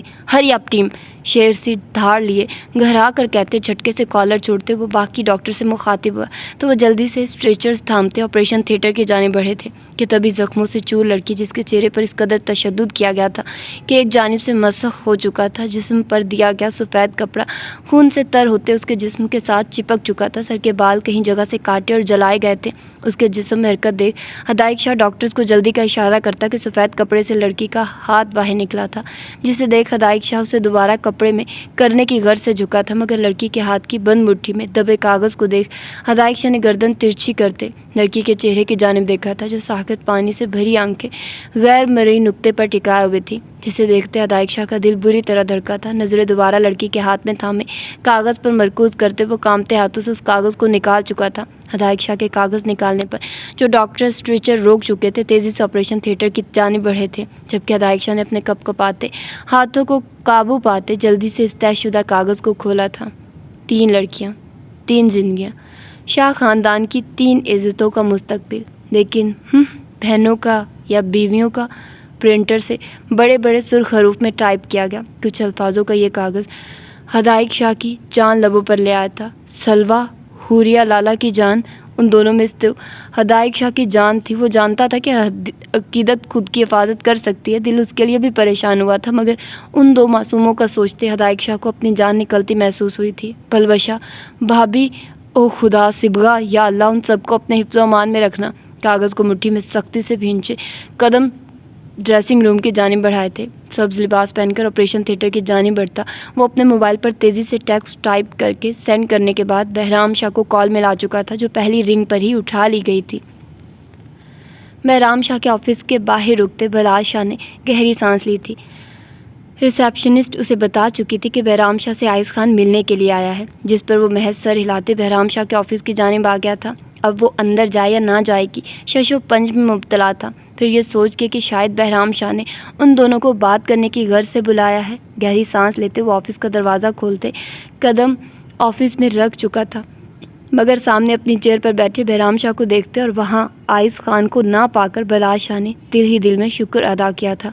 अभी वो ये शुक्र ज़बानी अल्फाज में अदा करता कि ऑफिस से महका वाशरूम से पानी गिरने की आवाज़ सुनते बलाज शाह के चेहरे के जाविये पल में बिगड़े थे, जबकि सामने रूलिंग चेयर पर बैठे बहराम शाह ने बलाज शाह के चेहरे के बिगड़ते जाविये देख अपनी हंसी को ज़ब्त किया था। बलाज शाह उसका भाई था और बहराम शाह उसकी सोच तक रसाई रखता था। अपनी खुशी पर अफसोस हो गया हो तो आओ बैठ जाओ अब, बलाज शाह को दरवाजे के सामने इस्तादा देख नर्म लहजे में कहा तो बलाज शाह ने तासुब से सर झटकते कदम बढ़ाए थे। दरमियान में पड़े टेबल के सामने दो चेयर्स को देखते बलाज शाह ने एक नज़र बहराम शाह को देखा था, जो टेबल के पार चेयर पर बैठा बाएं अंगूठे को होंठ के नीचे रखे रब करते बलाज शाह को देख रहा था। आप ऑफिस के बॉस हैं तो आपकी चेयर पर तो नहीं बैठ सकता, और ना आपसे कह सकता हूँ कि अपने भाई पर तरस खाए और यहाँ आ जाए, मुझे वो जगह दे दे, और जहाँ जगह मिल रही है यहाँ बैठ गया तो शायद वो खान कहीं और बैठने लायक न छोड़े। टेबल पर आगे को झुकते चेहरे पर गहरी संजीदगी उड़े आहिस्ता आवाज़ में कहा तो बहराम शाह ने घूर कर बलाज शाह को देखा था। और तुम्हें लगता है कि वो तुम उसके बाद सामने बॉस की तरह बैठोगे तो सामने बैठकर वो तुम्हारी आरती उतारेगा ना? बहराम शाह के तंजिया लहजे पर बलाज शाह ने सर झटकते अपने कोट का बटन खोलते जगह संभाली थी कि तभी वॉशरूम का दरवाज़ा खुलने की आवाज़ और कदमों की चाप सुनते बलाज शाह ने टेबल पर पड़े न्यूज़पेपर को अपनी जानिब खिसकाया था। लाला आप फ्री हो जाएं तो आ जाइएगा, मैं पार्किंग में आपका वेट कर रहा हूँ। बलाज शाह को मुकम्मल तौर पर नज़रअंदाज करते बहराम शाह से मुखातिब होते हुए कहा तो बलाज शाह ने बुरी तरह पहलू बदला था। नहीं रुको, साथ ही चलते हैं। और तुम बताओ तुम्हारा यहाँ कैसे आना हुआ? फाइल समेटते एक साथ दोनों से मुखातिब होते कहा तो आइस खान ने महज सर हिलाने पर इत्तफा किया था, जबकि बलाज शाह न्यूज़पेपर टेबल पर पटकता अपनी जगह से उठा था। एक तो मैं यहाँ इस शख्स से बिना किसी बात बिना किसी गलती के पंच खाने के बाद भी इसे यहाँ उस दिन की मिसअंडरस्टैंडिंग को ख़त्म करने के लिए आ गया हूँ, और दूसरा आप मुझे यहाँ बुलाकर अब पूछ रहे हैं कि मैं क्यों आया हूँ। अगर आप भूल चुके हैं तो खैर है, बलाज शाह तो है ही बेकार फारिग इंसान ना, जिसके पास फालतू का इतना टाइम है जहाँ मर्जी लुटा दे। कौन सा कोई काम धंधा है? आप जाइए जहाँ जाना है, जिसके साथ मर्जी जाए। पहले तो आइस खान का इस कदर इग्नोर करना, उस दिन तो वो शख्स उसे बिला वजह मार चुका था और अब शायद उसका भाई यहाँ आइस खान को हकीकत बता चुका था, तो अब वो खान माफ़ी मांगने के बजाय एटीट्यूड दिखा रहा था। और फिर उसका अपना भाई उसे वहाँ मौजूद खुद बुलाकर पूछ रहा था कि तुम्हारा यहाँ कैसे आना हुआ। इस बात के जवाब के बाद वो उस मीसने खान के साथ कहीं जाने भी वाला था। बलाज शाह को तो खून ही खौल उठा था, मतलब कि वो इतनी दूर से अपने कामकाज रूठी बीवी को मनाए बगैर यहाँ आया तो इस बात की कोई वैल्यू ही नहीं थी। एक मिनट सांस तो लो बलाज, सिबगा की रूह आ गई है क्या? और हम कहीं नहीं जा रहे, घर ही साथ जाने वाले थे, चाहो तो तुम भी साथ आ जाओ। और दूसरी बात, मैंने तुम्हें नहीं बुलाया, मैं तुम्हें हवेली और डेरे के सारे काम छोड़कर यहाँ बिला वजह क्यों बुलाऊंगा? बहराम शाह ने अपनी नशिश से खड़े होते तहम्मुल से जवाब दिया तो आइस खान ने कोफत से आंखें घुमाते बलाज शाह को देखा था। आपने मुझे बुलाया था लाला, मैं क्यों झूठ बोलूँगा? ये देख लें अपना मैसेज, बलाज शाह ने झुंझलाए लहजे में कहते मोबाइल पर बहराम शाह का मैसेज निकाल कर उसे दिखाया तो आइस खान ठटक कर उन दोनों की जानिब मतवज्जे हुआ। लेकिन मैंने तुम्हें मैसेज नहीं किया बलाज शाह की जानिब देखते हैरत से जवाब दिया। अभी इससे पहले आइस खान कुछ कहता कि बहराम शाह अपने फूल पर आती कॉल की जानिब मतवज्जे हुआ। हदायक शाह का नाम देख वो कॉल पिक करता कान से लगा चुका था। आगे से जो बातें हदायक शाह ने उसे बताई उन्हें सुनते बहराम शाह ने सख्ती से मुट्ठी भींची थी।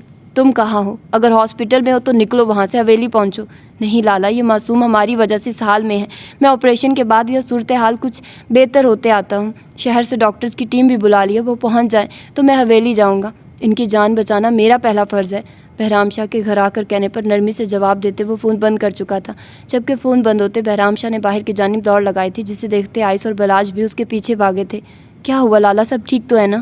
عارض خان کے پوچھنے پر وہ ایک ہی سانس میں سب بتاتا بار بار موبائل سے حویلی کا نمبر ڈائل کر رہا تھا جو کہ مسلسل بند جا رہا تھا، جس پر بہرام شاہ نے موبائل پٹکنے کے انداز میں ڈیش بورڈ پر مارا تھا۔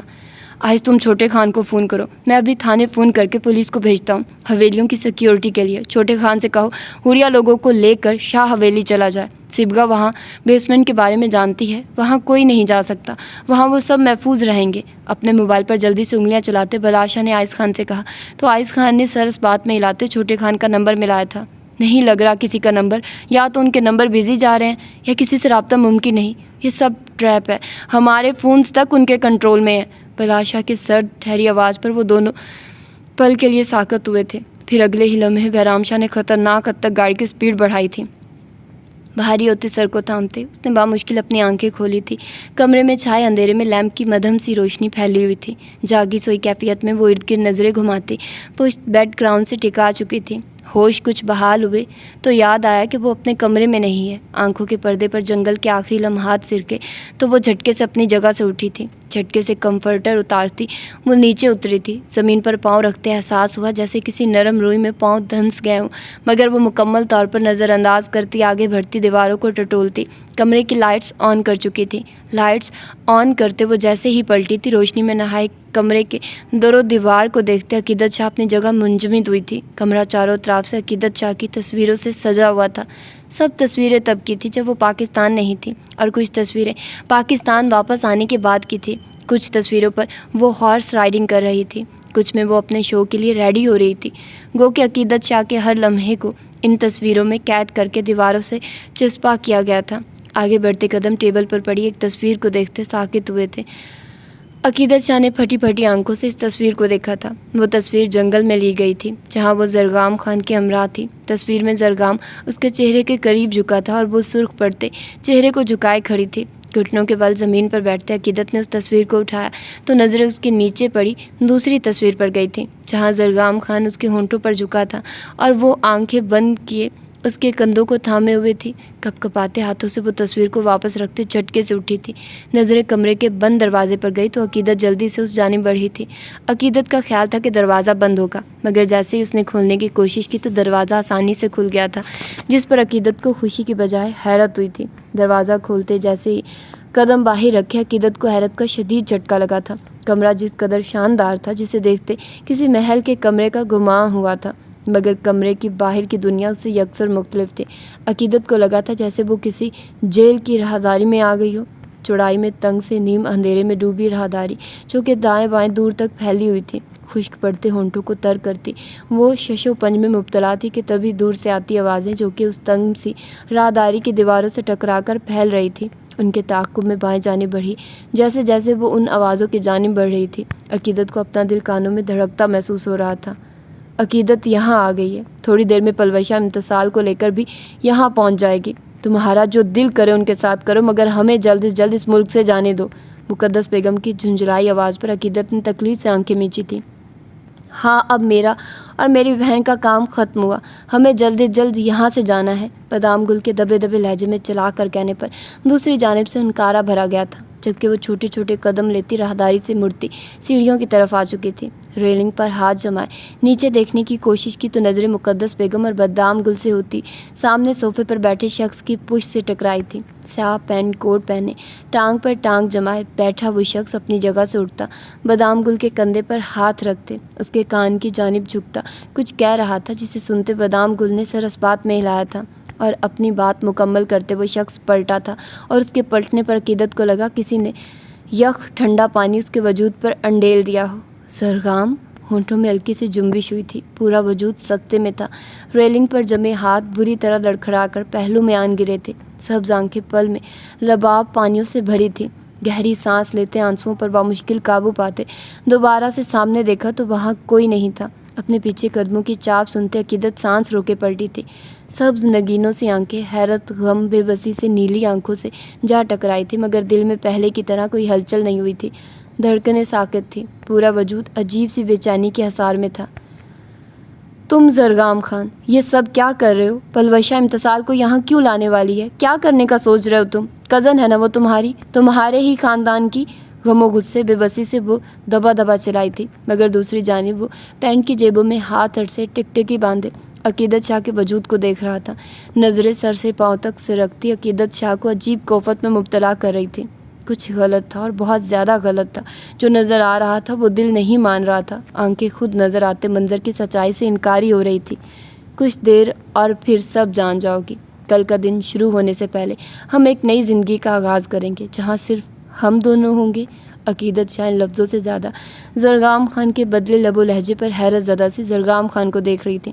ابھی وہ کچھ کہتی کہ زرگام خان کوٹ کی اندرونی پاکٹ سے موبائل نکالتے کان سے لگاتے راہداری میں گم ہوتا چلا گیا تھا، جبکہ عقیدت شاہ اپنی جگہ بت بنی وہیں بیٹھتی چلی گئی تھی۔ امتصال، وہ مجھے ماں سے ملنے جانا ہے، تم میرے ساتھ چلو۔ پلوشہ خان کے کہنے پر امتصال نے گردن ترچھی کر کے اسے دیکھا تھا، جو کچن کے دروازے کے قریب ہتھیلیاں مسلتی پریشان سی کھڑی تھی۔ کیوں سب خیریت؟ اس طرح سے اچانک؟ فریج بند کرتے وہ اس کے سامنے آن کھڑی ہوئی تھی۔ ہمارا دل کر رہا ہے، عجیب سی بے چینی ہو رہی ہے۔ میں پپو اور آنٹی سے پوچھ آئی ہوں، ہم صرف تھوڑی دیر کے لیے جائیں گے، بہرام لالا کے آنے سے پہلے واپس بھی آ جائیں گے۔ پلوشہ خان کی اتنی آگے تک کی پلاننگ کی کہ امتصال انکار نہ کر دے کو دیکھ امتصال خان کے ہونٹوں پر مسکراہٹ بکھری تھی۔ حد ہے پلوشی، میں تمہیں انکار تھوڑی کرنے والی تھی، بس مجھے یہ تھا کہیں کوئی مسئلہ نہ ہو۔ تم پوچھ آئی ہو تو ہم چلتے ہیں۔ میں اپنی چادر لے آؤں؟ چادر باہر صوفہ پر رکھی ہے، میں سب انتظام کر کے آئی ہوں، مسکرا کر کہتی وہ امتصال خان کا ہاتھ تھامتی لاؤنج کی جانب بڑھی تھی، جبکہ پلوشہ خان کی تیزی دیکھ امتصال خان نے بامشکل اپنی مسکراہٹ چھپائی تھی۔ اور سنو، ہم کسی ڈرائیور کے ساتھ نہیں جائیں گے، گاڑی تم ڈرائیو کرو گی، اماں اپنی دوست کی طرف ہے، وہیں جانا ہے ہم نے۔ پورچ میں آتے وہ تیز تیز چلتی امتصال خان کو بتا رہی تھی، جو پلوشہ کی بات پر تھوڑی فکر مند ہوئی تھی۔ اگر بہرام کو پتہ چلتا کہ وہ خود ڈرائیو کر کے حویلی کی بجائے کہیں اور گئی ہے تو شاید وہ ضرور ناراض ہوتا، مگر دل میں اسے منا لینے کا سوچتے وہ پلوشہ خان کی بات مانتی۔ ڈرائیونگ سیٹ سنبھال چکی تھی، دل بری طرح دھڑک رہا تھا، مگر وہ کچھ غلط تو نہیں کر رہی تھی۔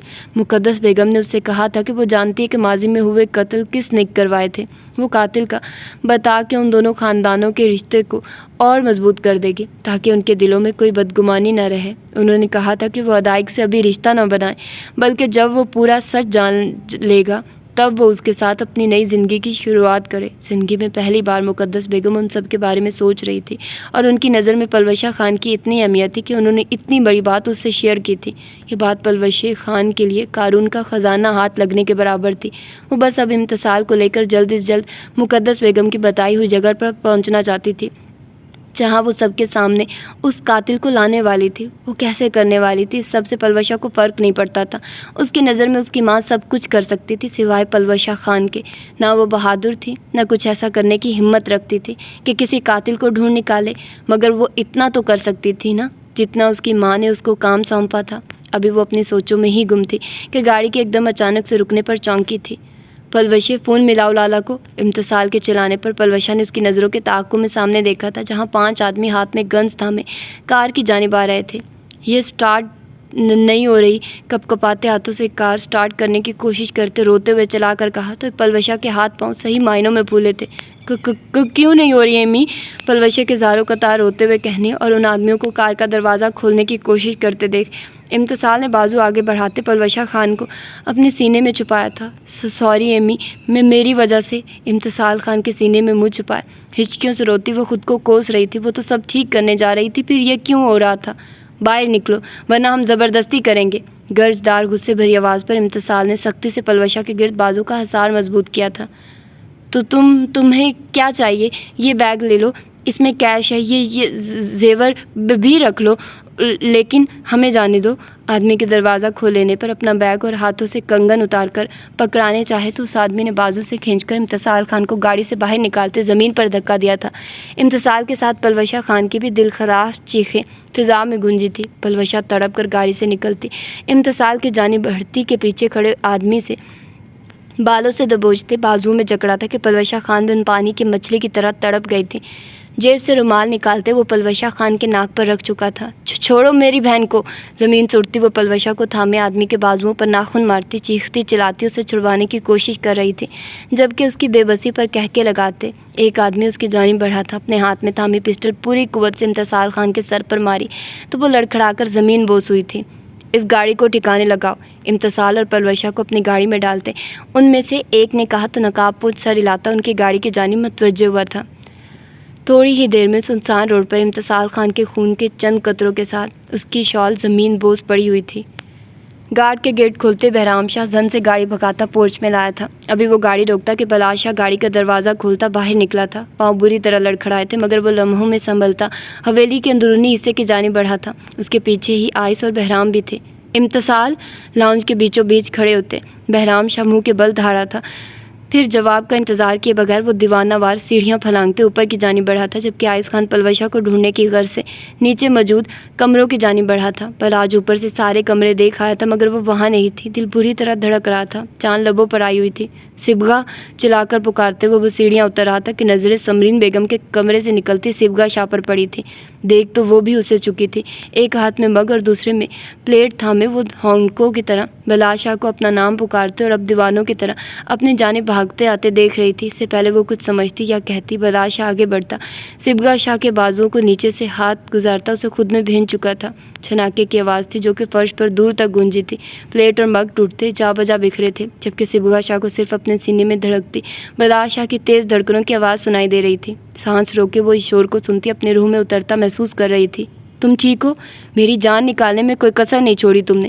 اگر ایک لمحہ اور گزرتا اور تم نظر نہ آتی تو یقین مانو بلاش شاہ نہ رہتا، صبغہ شاہ کو سختی سے خود میں بھینچتے آنکھیں بند کیے شدت بھرے انداز میں کہتا۔ وہ صبغہ شاہ کو ساکت کر چکا تھا۔ صبغہ، پلوشہ اور امتصال کہاں ہیں؟ بہرام شاہ کی آواز پر وہ سٹ پٹا کر بلاش شاہ سے دور ہوئی تھی، جس پر بلاش شاہ نے سرخ آنکھوں سے اسے گھورا تھا۔ لالا، وہ پلوشہ نے آنٹی سے ملنا تھا تو وہ حلیمہ آنٹی سے اجازت لے کر امتصال بھابھی کے ساتھ ان سے ملنے گئی ہیں۔ بہرام لالا، آئس خان کی سپاٹ آواز پر وہ تینوں اس کی جانب متوجہ ہوئے تھے، جو ہاتھ میں موبائل تھامے سپاٹ نظروں سے سکرین دیکھ رہا تھا۔ میں نے اس پلان میں اپنے دوست کو بھی انوالو کیا تھا۔ اس کے کہنے پر میں نے ہم سب کی گاڑیوں میں چپ لگائی تھی اور اس کے علاوہ کیمرہ بھی۔ تو امتصال کی گاڑی کی لوکیشن مل گئی ہے، ہمیں وہاں پہنچنے میں 1.5 گھنٹہ لگے گا۔ میں نے اپنے دوست کو بھی انفارم کر دیا، وہ اپنی ٹیم کے ساتھ آ رہا، اور یہ کہ سپاٹ لہجے میں کہتے آئس خان نے سختی سے ہونٹ بھینچے تھے۔ حوریہ کے پینڈنٹ میں ٹریکر تھا اور اس کی لاسٹ لوکیشن پچھلے 6 گھنٹے سے اس جگہ کی ہے۔ میری بیوی 6 گھنٹوں سے وہاں ہے لالا، سرخ انگارہ ہوتی آنکھوں میں وحشت لیے ایک لفظ چبا کر کہا تو بلاش شاہ نے سختی سے مٹھیاں بھینچی تھی اور پھر تیزی سے سیڑھیاں پھلانگتا اوپر اپنے کمرے کی جانب بڑھا تھا۔ کچھ دیر بعد وہ نیچے اترتا دکھائی دیا تو صبغہ کی جان لبوں پر آئی تھی۔ لالا، بلاش شاہ کے گھر کی عورتوں پر ہاتھ ڈالا ان لوگوں نے، ایک شاہ کے گھر کی عزت پر، اور اب وہ لوگ قیامت سے پہلے قیامت دیکھیں گے، جہنم سے پہلے جہنم جھیلیں گے۔ تیزی سے سیڑھیاں اترتے ایک ہاتھ میں تھامی گن آئس خان کی جانب اچھالی تھی، جسے اس نے تیزی سے کیچ کیا تھا۔ اپنی گن کو لوڈ کرتے تیزی سے زینے اترتے وہ بہرام شاہ کے سامنے آن کھڑا ہوا تھا۔ تم پولیس بلاؤ، لالا اب پلان بنائے اور بلاش شاہ ان کے جسموں کے پرخشیں کرتا ہوا میں اڑائے گا۔ آگ سی تپش لیے گھر آ کر کہتے ایک نظر صبغہ شاہ کے زرد پڑتے چہرے پر ڈال باہر کی جانب بڑھا تھا، اور اس کے پیچھے ہی آئس اور بہرام بھی باہر کی جانب تیزی سے بڑھے تھے۔ وہ کمرے میں داخل ہوا تو نظریں صوفے پر سر ہاتھوں میں تھامے بیٹھی عقیدت پر گئی تھی۔ نیلی آنکھوں میں چمک لیے وہ کچھ دیر دروازے کے سامنے کھڑا اسے دیکھتا اور پھر سر جھٹکتے کبڈ سے کپڑے لیتا واش روم میں بند ہو گیا۔ دروازہ بند ہونے کی آواز پر عقیدت سر سے سر اٹھاتی اپنی جگہ سے اٹھی، باہر کی جانب بھاگی تھی۔ اب کی بار وہ دائیں جانب کی بڑھی تھی، کیونکہ دوسری جانب وہ پہلے ہی دیکھ چکی تھی۔ کہیں سے بھی باہر نکلنے کا راستہ نہیں تھا، عجیب سی بھول بھلیاں تھی۔ وہ جہاں سے جاتی گھوم پھر کر وہیں واپس آن ٹھہرتی تھی۔ وہ دائیں جانب آئی تو وہاں بھی ویسے ہی سیڑھیاں تھیں، مگر وہ بالکل دوسری سائڈ جیسی ہی تھی، اور وہ جانتی تھی کہ یہاں بھی نیچے کوئی راستہ یا کچھ بھی نہیں ہوگا۔ اسی لیے کچھ سوچتے وہ راہداری میں بنے کمروں کی جانب بڑھی تھی۔ سیڑھیوں سے ملحقہ پہلے کمرے میں داخل ہوئی تو وہاں نیچے جاتی سیڑھیوں کا راستہ تھا، جو کہ شاید دوسری جانب بھی تھا، جہاں سے زرگام اس کے پیچھے آن کھڑا ہوگا۔ ساری سوچوں کو پس پش ڈالتی وہ تیزی سے سیڑھیاں اتری تھی۔ سیڑھیاں اترتے ہی اسے 4 راہداریاں دکھائی دی تھیں۔ سب سے پہلے کی جانب بڑھی تھی۔ اندھیری میں ڈوبے راہداریوں سے گزرتے وہ ہر کمرہ دیکھ رہی تھی۔ وہ باہر جانے کا راستہ نہیں پلوشہ اور امتصال کو تلاش کر رہی تھی۔ مقدس بیگم کی باتوں کے مطابق پلوشہ اور امتصال آنے والی تھی، اور وہ کسی بھی صورت ان دونوں کو یہاں نہیں چھوڑ سکتی تھی۔ ابھی وہ مزید آگے بڑھتی کہ کسی کی چیخو پکار پر جھٹکے سے پلٹی تھی۔ الٹے پاؤں واپس کو بھاگتے عقیدت نے آواز کو پہچاننے کی کوشش کی تھی۔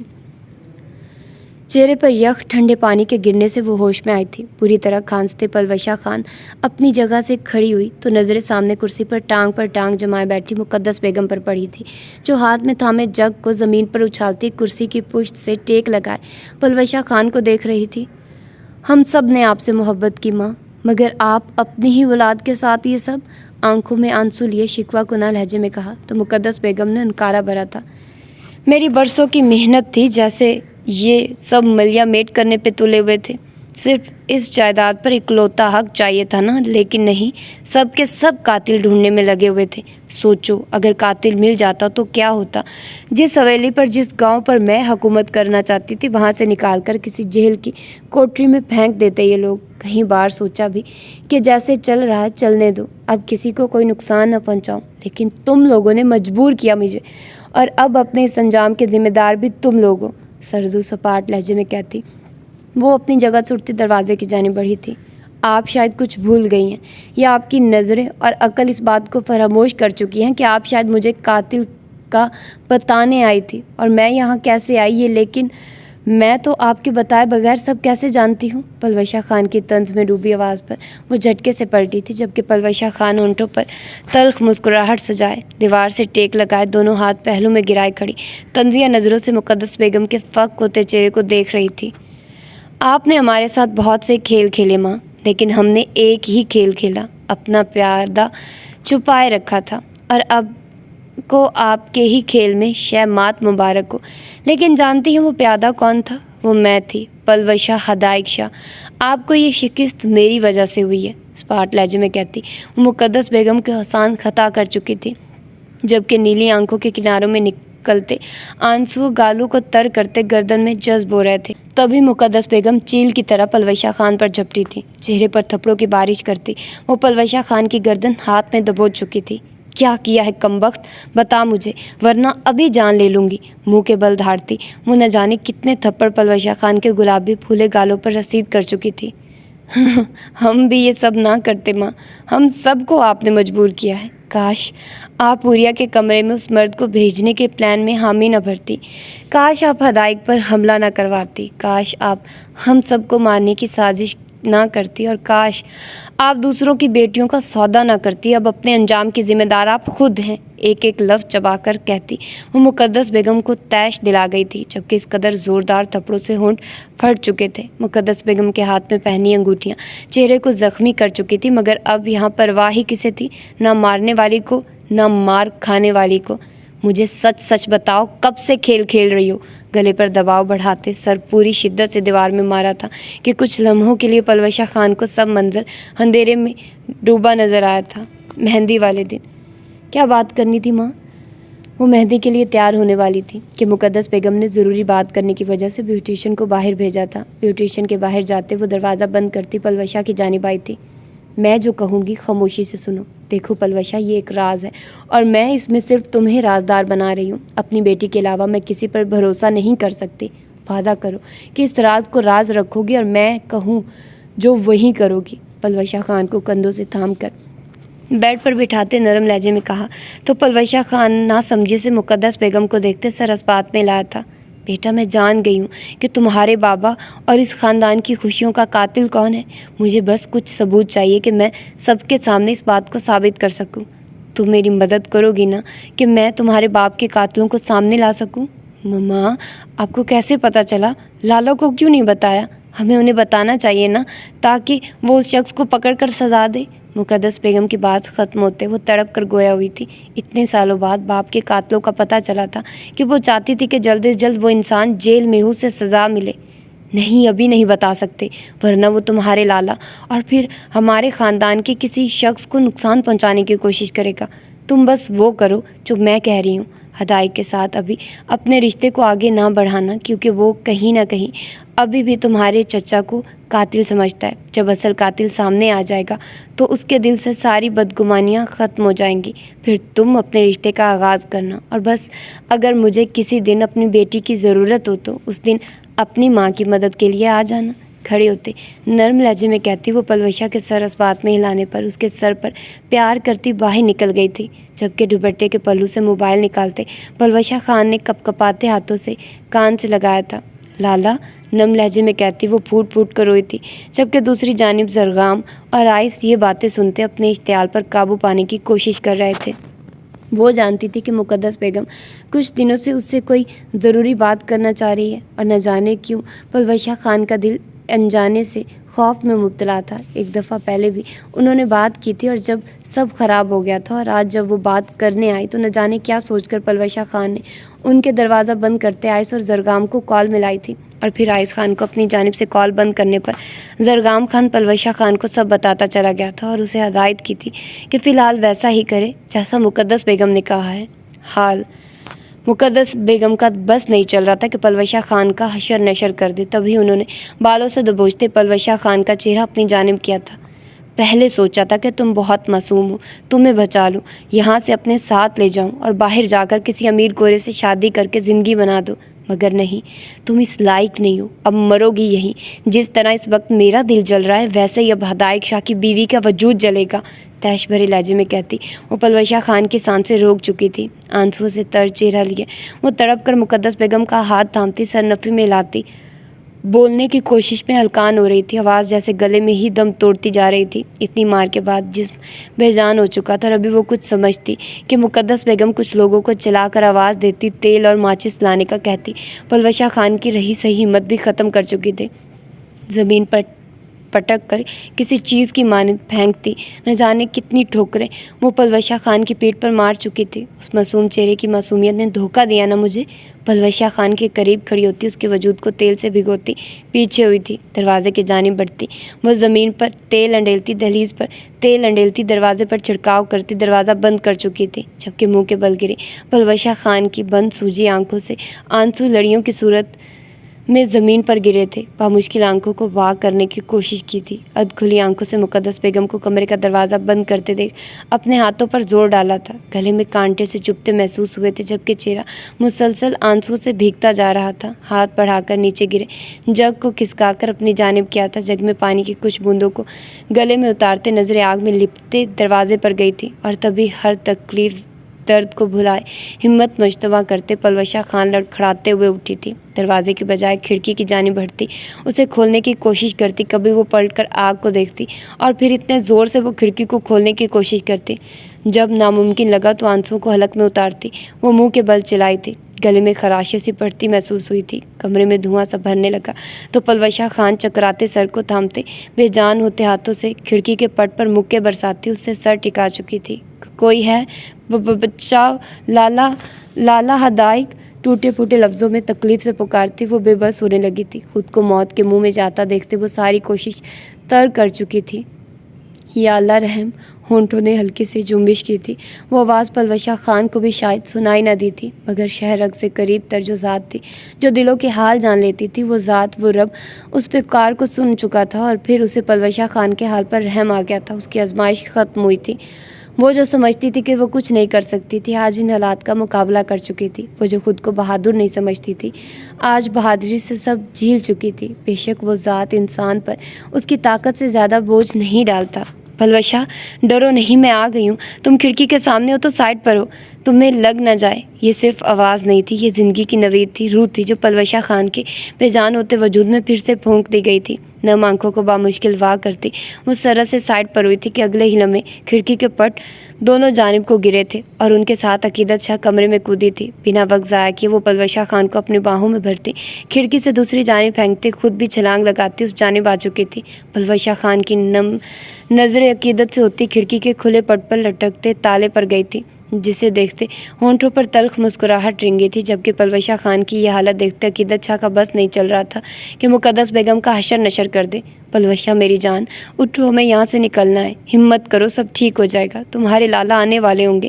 پلوشہ خان کا چہرہ اپنی گود میں رکھ کر بکھرے بالوں کو سمیٹتے ہوئے کہا تو پلوشہ خان کی ہونٹوں سے درد بھری سسکی نکلی تھی، ہونٹوں کو بھینچے سرس بات میں لایا تو عقیدت نے تڑپ کر پلوشہ خان کو باہوں میں بھرا تھا، جبکہ پلوشہ خان کا زخمی چہرہ دیکھتے دل ایسا تھا جیسے کسی نے پاؤں تلے کچل دیا ہو۔ امتثال، پلوشہ کے کہنے پر عقیدت نے ہونٹ سختی سے بھینچے تھے، خود پر نظروں کی تپش محسوس کرتے امتثال خان نے آنکھیں کھولی تھی، چت لیٹے نظریں تیزی سے چلتے پنکھے پر آ ٹکی تھی، حواس بیدار ہوئے تو نظریں پنکھے سے سرکتی اپنے ہاتھوں کے نیچے کی سطح پر آئی تھی۔ बेड की जगह ज़मीन को देखते चेहरे पर नासमझी के तासुरात उभरे थे। अब उठ भी जा हसीना, कब से इंतज़ार कर रहे हैं। समाअत में किसी अनजान मर्द के अल्फाज गूंजे तो इम्तिसाल खान झटके से उठी थी। सामने दीवार से टेक लगाए दो वहशीनुमा मर्दों को देख इम्तिसाल खान के रोंगटे खड़े हुए थे। शुक्र कि उस हसीना ने आंखें खोली, वरना मुझे था कि होश ठिकाने लगाकर होश में लाना पड़ेगा। दूसरे आदमी ने खबासत से कहका लगाते आंख मारते हुए कहा तो इम्तिसाल खान ने अपनी जगह समेटती पीछे को हुई थी। क्यों लाए हो ये यहाँ? मैंने कहा था ना कि पैसे ले लो, अगर कम है तो मेरा शौहर और दे देगा, जितने तुम लोगों को चाहिए वो देगा, मगर मुझे जाने दो। मेरी बहन कहाँ है? क्या किया है उसके साथ? मिन्नत भरे लहजे में कहती कमरे के अतराफ में नज़रें घुमाई तो दिमाग में झमाका सा हुआ। वो तो पलवशा के साथ आई थी। पलवशा का याद आते वो झटके से अपनी जगह से उठती हज़ियानी अंदाज में चिल्लाई थी, ए शानी चुप कर, वो वही है जहाँ उसे होना चाहिए और तू वहाँ है जहाँ तुझे होना चाहिए। इम्तिसाल खान की जानिब बढ़ते वो उसके एहतजाज को लम्हे में ख़त्म करता, दोनों बाजुओं से थामे इम्तिसाल खान के चेहरे पर बेदरीक थप्पड़ बरसाते ज़मीन बोझ कर चुका था। इम्तिसाल खान के गिरते ही दूसरा शख्स उसके सर के करीब बैठता, उसके दोनों बाजू अपनी सख्त गिरफ्त में जकड़ता ज़मीन से लगा चुका था। नहीं, खुदा के लिए नहीं, मुझे जाने दो, खुदारा मुझे जाने दो, छोड़ो मुझे। आदमी को अपनी जानिब बढ़ता देख वो अलग के बल चिल्लाई थी, अबे चुप। इम्तिसाल पर झुकता वो उसके चेहरे को दबोचे मुंह के बल घराया था कि तभी दरवाजे पर जोर दस्तक हुई थी कि वो दोनों दरवाजे की जानिब मुतवज्जे हुए थे। कौन है बे? इम्तिसाल से दूर होते झुंझलाए लहजे में कहते वो दरवाजे की जानिब बढ़ा कि अभी वो दरवाजे के करीब पहुंचता कि लकड़ी का दरवाज़ा गोलियों की बौछार से छलनी होते ज़मीन बोस हुआ था। छोटा खान, तुम लोगों की मौत कुत्तों। इम्तिसाल खान के साकित हुए वजूद पर नज़र डाले बगैर अपने कंधों से शॉल उतारकर उसकी जानिब उछाली थी और बिना उन दोनों को समझने का मौका दिए उनकी टांगों और बाजुओं पर फायर करता वो उन्हें ज़मीन बोझ कर चुका था। अपने बेजान होते वजूद को घसीटते वो दीवार के साथ चिपकी आंसुओं से भरी आंखों से अरमगान खान को उन दोनों मर्दों को कमरों के बीचों बीच घसीट कर फेंकते देख रही थी। तभी वहाँ पुलिस के कुछ आदमी हथियार थामे दाखिल हुए थे। अगर किसी की नज़रें मेरी बहन की जानिब उठी तो याद रखना, अगले ही लम्हे नोच निकालूंगा। अपनी जेब से चाकू निकालकर दर्द से चीखते आदमी के हाथ को काबू में करते बिना उसे संभलने का मौका दिए उसकी दोनों आंखों में गाढ़ा था। चीखें इस कदर दिल खराश थी कि दूसरी जानिब चेहरा किए खड़े पुलिस वालों के दिल भी कांप उठे थे। खान साहब बस करें, बाकी का मामला पुलिस पर छोड़ दें। इतने साल पुलिस पर ही छोड़ने का नतीजा है कि आज हम इस जगह खड़े हैं। सर्दो सपाट लहजे में कहते वो दोनों आदमियों की आंखों को ज़ाया करते उसकी शहरग काटते अपनी जगह से उठते इम्तिसाल खान की जानिब बढ़ा था। लाला अरमगान खान के घुटनों के बल अपने सामने बैठने पर इम्तिसाल खान तड़प कर अरमगान खान के सीने से लगी थी। लाला आ गया ना, और देखो तुम्हें तकलीफ़ देने वालों को सज़ा भी दे चुका हूँ, तो अब लाला की जान चुप करे। नरमी से सर पर हाथ फेरते मोहब्बत भरे लहजे में कहा तो इम्तिसाल खान ने अपने आंसुओं को बामुश्किल रोकते सर इस बात में हिलाया था कि उनके प्लान का हिस्सा था कि अगर ऐसी कोई सिचुएशन हुई तो अरमगान खान पुलिस के साथ आइस की ट्रैक की गई लोकेशन पर पहुंचेगा। वो ज़ख्मी हुआ था, लेकिन कौन सा पहली बार हुआ था? वो छोटा खान था और वो कुछ भी कर सकता था। उन लोगों के वहाँ से निकलने की थोड़ी देर बाद ही वो वहाँ से उठा था और लिफ्ट लेते वो थाने पहुँचकर आइस के दोस्त की टीम के साथ निकला था। देखिए शाह साहब, अजीब सी ही इमारत है, ना घर है ना बिल्डिंग, चारों तरफ से बंद है, ना खिड़की है ना रोशनदान, एक दरवाज़ा ही है, तो सोच समझ कर जाना होगा ना। और फिर माशाल्लाह से वीराने में है। अतराफ़ में नज़रें घुमाते तासुब से कहा था, हमारे पास अंदर का नक्शा नहीं है, आप सारी टीम को एक ही रास्ते में अंदर नहीं ना भेज सकते। कुछ सोच विचार के बाद ही ना पहले ही छोटा खान अपनी मर्ज़ी से बिना सोचे समझे चला गया। मजबूरन हमें भी उनकी मानते हुए कुछ पुलिस वाले भेजने पड़े। अब वो अंदर जाकर हालात और रस्तों का बताते तो हम करते हैं कार्रवाई। SHO ने हत्तुल इम्कान अपने लहजे को नरम रखने की कोशिश करते बलाल शाह को रोकने की कोशिश की थी। देखो पुलिस ऑफिसर, तुमने जब तक उस इमारत के नक्शे को समझने की कोशिश करनी है ना, तब तक बलाल शाह उसके परखशे उड़ा चुका होगा। और अब अगर ज़्यादा चूँ चैं की तो याद रखना, इसी वीराने में कब्रिस्तान बना दूंगा और तुम्हारा मिज़ार बनाकर तुम्हारे ही आदमियों को धमाल डालने पर लगा दूंगा, ताकि ये वीरानी कम हो। एक एक लफ्ज़ चबा कर कहते वो आगे बढ़ा था, मगर खुद से पहले आइस और बहराम को लोहे के बड़े से गेट की जानिब बढ़ते देख पलट कर खूनख्वार नज़रों से SHO को घूरा था, जो जबरन मुस्कुराने की कोशिश करता लम्हे में संजीदा होते अपने साथियों को आगे बढ़ने का इशारा कर चुका था। بلراج شاہ جیسے ہی اندر داخل ہوا تو کہرام مچا ہوا تھا۔ گولیوں کی چیخو پکار میں وہاں موجود سیکیورٹی پر قائم آدمیوں کی آوازیں بھی شور برپا کیے ہوئے تھیں۔ آئس اور بہرام شاہ آگے بڑھتے سامنے سے آنے والوں پر اندھا دھند فائرنگ کر رہے تھے۔ پیچھے سے آتی پولیس بھی اطراف میں پھیلتی جگہ سنبھال چکی تھی کہ تبھی بائیں جانب کی راہداری سے آتے ارمغان خان نے امتصال کو بازو سے تھامتے اپنی پشت پر کیا تھا۔ لالا! ارمغان خان کی آواز پر بلاج اور آئس اس کی جانب متوجہ ہوئے تھے، جو کہ اپنے پیچھے کانوں پر ہاتھ رکھ کے کھڑی امتصال کی جانب اشارہ کر رہا تھا کہ تبھی بہرام شاہ کی نظر اس کی جانب اٹھی تھی۔ امتصال خان کی بند آنکھوں اور لرزتے وجود کو دیکھتے بہرام شاہ کے بے قرار دل کو جیسے قرار آیا تھا۔ تبھی پلر کی اوٹ میں ہوتا وہ سرعت سے امتصال کی جانب بڑھا تھا۔ لالا! اس کمرے میں موجود سیڑھیوں سے اوپر اور دوسری جانب جانے کا راستہ ہے۔ مجھے یہاں صرف امتصال ملی ہے۔ میں صرف کچھ کمروں کی تلاشی لے سکا ہوں، باقی پولیس والے چیک کر رہے ہیں۔ بہرام شاہ کو آتے دیکھ ایک سانس میں ہی کہتے وہ امتصال کا ہاتھ اس کی جانب بڑھاتے ان دونوں کو راہداری کی جانب کرتے۔ آئس لوگوں کی جانب بڑھاتا وہ آگے بڑھتا کہ پلر سے پیچھے سے نکلتے شخص نے اپنی بندوق سے ارمغان خان کے کندھوں پر وار کیا تھا کہ وہ لڑکھڑا کر گھٹنوں کے بل نیچے گرا تھا۔ ابھی وہ رخ سیدھا کرتے سنبھلتا کہ وہ شخص دوبارہ اسے بندوق سے اس پر وار کرتا کہ ایک دم سے ارمغان خان کو اپنے وجود پر سایہ سا محسوس ہوا تھا۔ خود پر جھک کر سایہ کیے کھڑے بلاج شاہ کے سرخ پڑتے چہرے کو دیکھتے ارمغان خان کی آنکھیں حیرت سے واہ ہوئی تھیں۔ تم ٹھیک ہو چھوٹے خان؟ اس سے پہلے وہ شخص دوبارہ اسے ہاتھ اٹھاتا بلاج شاہ اس کے دونوں بازو دبوچتے جھٹکے سے پیچھے کو موڑتے توڑ چکا تھا۔ فضا میں گولی کی آواز کے ساتھ اس آدمی کو زمین بوس ہوتے دیکھ بلاج شاہ نے گردن ترچھی کر کے آئس خان کو دیکھا تو جو اب پسٹل والا ہاتھ پہلو میں گرا ایک نظر دونوں کے وجود پر ڈالتے بہرام شاہ کے پیچھے بڑھا تھا۔ میں ٹھیک ہوں لالا، چلیں۔ اطراف میں گری لاشوں کو دیکھتے اور پولیس والوں کے پیچھے آگے بڑھتے ہوئے کہا تو بلاج شاہ نے سر اسپات میں ہلاتے قدم آگے بڑھائے تھے کہ تبھی اپنے پیچھے ہلچل اور گولی چلنے کی آواز کے ساتھ دل خراش چیخ سنتے وہ پلٹا تھا۔ خود سے کچھ قدم کے فاصلے پر سبغا شاہ کو دیکھتے بلاج شاہ کی آنکھیں حیرت سے پھیلی تھی۔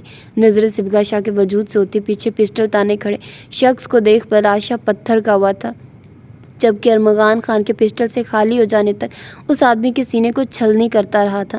وہ وہاں کیسے آئی، کب آئی، وہ نہیں جانتا تھا تو صرف اتنا کہ وہ اس کی جان بچانے کی کوشش میں اس کے وجود سے روح کھینچ چکی تھی۔ حلق کے بل دھاڑتا کرب زدہ لہجے میں چلا کر سبغا شاہ کا نام پکارتے وہ اندھا دھند خون سے لت پت وجود کی جانب بھاگا تھا۔ تڑپ کر زمین بوس ہوتے سبغا شاہ کے وجود کو وہ اپنی باہوں میں بھرتے سینے میں بھین چکا تھا۔ تکلیف، اذیت، کرب، کھو دینے کا ڈر، موت سے بدتر تکلیف کون سے احساسات نہیں تھے جو اس نے ایک لمحے کے ہزاروں حصوں میں محسوس کیے تھے۔ آنکھیں یکایک سرخ انگارہ ہوتی پانیوں سے بھری تھی، اس نازک وجود کو سینے میں بھینچتے وہ سانس تک روک چکا تھا۔ اس وقت بلاج شاہ صرف اپنے سینے پر محسوس ہوتی سست پڑتی دھڑکن اور گردن پر محسوس ہوتی مدھم ٹھنڈی سانسوں کی تپش کو اپنے رگوں پے میں اترتا محسوس کرنا چاہتا تھا۔ مدھم چلتی سانسوں کے شور اور ہلکی سسکیوں کے علاوہ ہر طرف موت سا سناٹا چھا گیا تھا۔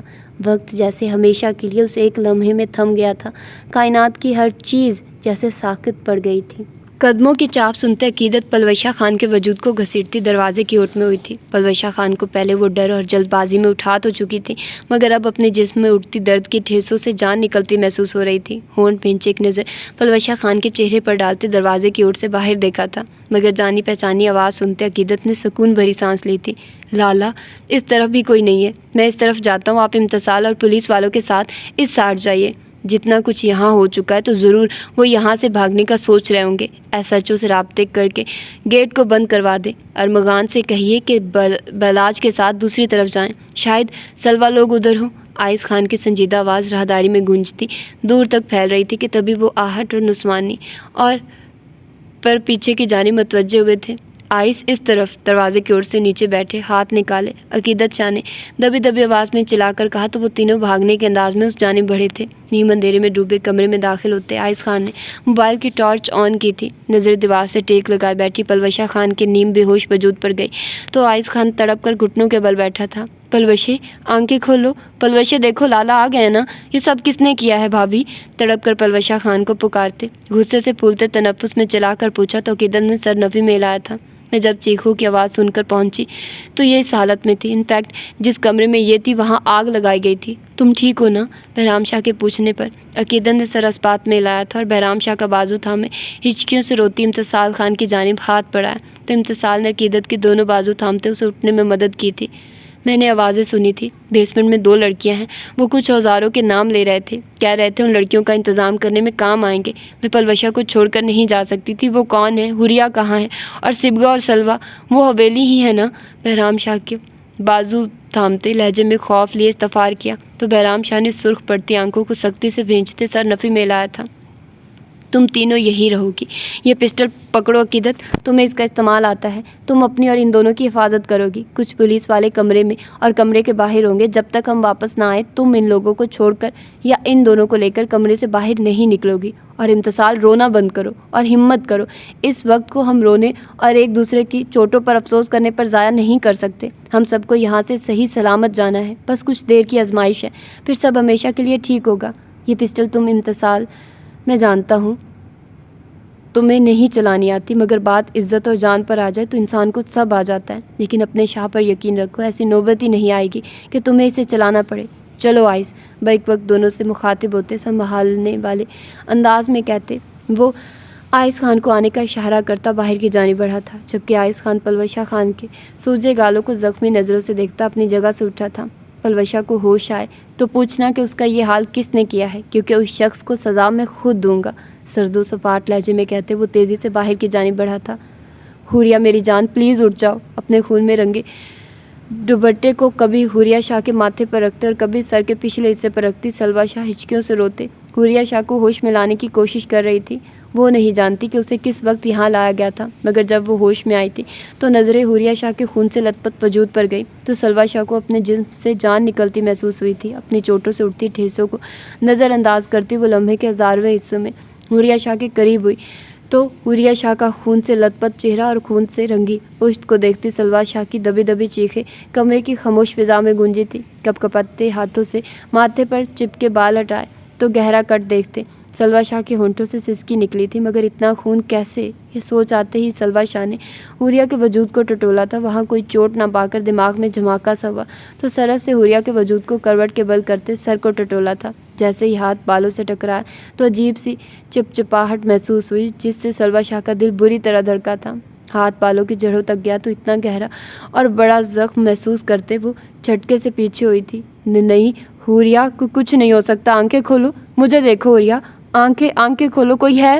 دیوانہ وار حوریہ شاہ کا چہرہ ہاتھوں اور ہونٹوں سے چھوتے سلویٰ شاہ ذہنی انداز میں چلاتی بند دروازے کی جانب بڑھی تھی۔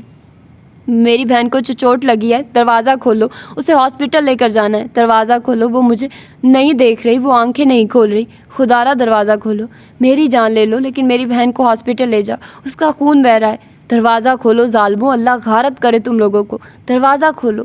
بری طرح دروازے کو پیٹتے ہذیانی انداز میں چلاتے وہ کبھی کھڑکی کی جانب بھاگتی اور کبھی آنسوؤں سے بھری آنکھوں سے حوریہ شاہ کو دیکھتی۔ نہ جانے کتنے وقت گزر گیا تھا، چیخ چیخ کر اب تو گلے میں بھی ٹھیسیں اٹھنے لگی تھی۔ دروازے کو دونوں ہاتھوں سے بجاتی وہ وہیں زمین پر بیٹھتی چلی گئی تھی کہ ایک دم باہر سے دروازہ کھلنے کی آواز پر سرعت سے پیچھے ہٹتی اٹھی تھی۔ کمرے کا دروازہ کھلتے مقدس بیگم لال بھبو کا چہرہ لیے اندر داخل ہوئی تھی۔ اس سے پہلے سلویٰ کچھ سمجھتی کہ وہ چیل کی طرح اس پر چپٹی تھی۔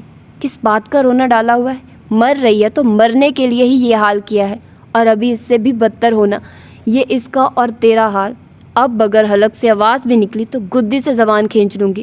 سلویٰ شاہ کو بالوں سے جھنجھوڑتے جھٹکا دیتے ہوئے چلا کر کہا تو سلویٰ شاہ نے بمشکل خود کو گرنے سے بچایا تھا۔ تم گھٹیا عورت، چھوڑوں گی نہیں تمہیں، ہاتھ لگا کر دکھاؤ تم میری بہن کو، منہ نوچ لوں گی تمہارا۔ غصے سے گہرے سانس بھرتی مقدس بیگم کو سمجھنے کا موقع دیا ان کے چہرے پر وار کرتے چلا کر کہتی وہ انہیں بخلا گئی تھی۔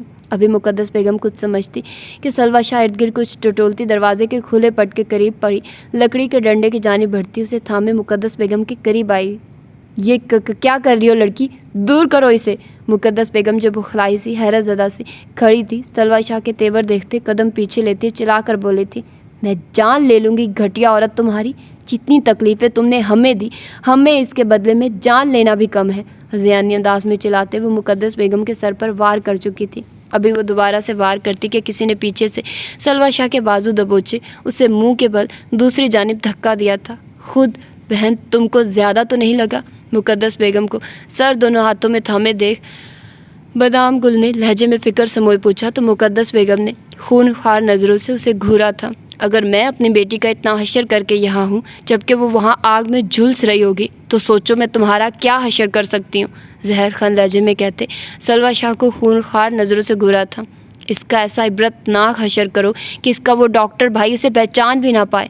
ایک ایک لفظ چبا کر کہتی اپنا سر دونوں ہاتھوں میں تھامے وہ تیزی سے کمرے سے باہر نکلی تھی، جبکہ اس کے پیچھے ہی بادام گل اپنے آدمیوں کو اشارہ کرتے کمرے سے باہر نکلا تھا۔ ان کے جانے کے بعد اب تک وہاں کوئی نہیں آیا تھا۔ سلوہ شاہ خاموش نظروں سے حوریہ کے بے ہوش وجود کو دیکھتی، اس کا سر اپنی گود میں رکھتی، اپنا دوپٹہ اتار کر کبھی اس کے ماتھے پر رکھتی اور کبھی سر کے پچھلے حصے پر۔ کچھ دیر بعد ہی کمرے کی خاموش فضا میں دور سے آتی چیخوں اور گولیوں کی آواز پر سلوہ شاہ کا دل بری طرح دھڑکا تھا۔ مایوس پڑتی آنکھوں میں چمک ابھری تھی، چیخوں کی آوازیں تھمنے لگی تھی اور قدموں کی چاپ آہستہ آہستہ قریب آنے لگی تھی۔ دروازے ٹھاک کی آواز کے ساتھ کھلنے کی آوازوں سے محسوس ہو رہا تھا جیسے کوئی باری باری سب کمروں کی تلاشی لیتا آگے بڑھ رہا ہے۔ اپنے کمرے کے باہر کسی کے قدم رکنے اور پھر اگلے ہی لمحے دھاڑ کی آواز سے دروازہ کھلنے پر سلوہ شاہ نے سختی سے آنکھیں میچ کر کھولی تھی۔ دروازے کے بیچوں بیچ کھڑے بہرام شاہ کو دیکھتے سلوہ شاہ کی آنکھوں سے آنسو لڑیوں کی صورت میں بہے تھے، جبکہ بہرام شاہ کے پیچھے آتا آئس خان سامنے نظریں اٹھتے ہی پتھر ہوا تھا۔ آگے بڑھتے قدم زمین میں جکڑ گئے تھے۔ لالا یہ ہوش میں نہیں آ رہی۔ بہرام شاہ کو تیزی سے اپنی جانب بڑھتا دیکھ حوریہ شاہ کا چہرہ ہاتھوں میں تھامتے ہچکیوں سے روتے ہوئے کہا تو بہرام شاہ کو لگا کسی نے اس کا دل پاؤں تلے کچل دیا ہو۔ گھٹنوں کے بل بیٹھتے دائیں ہاتھ میں تھامی پسٹل زمین پر رکھتے سلوہ کی گود سے اٹھاتے حوریہ کا سر اپنے تھائی پر رکھا تھا۔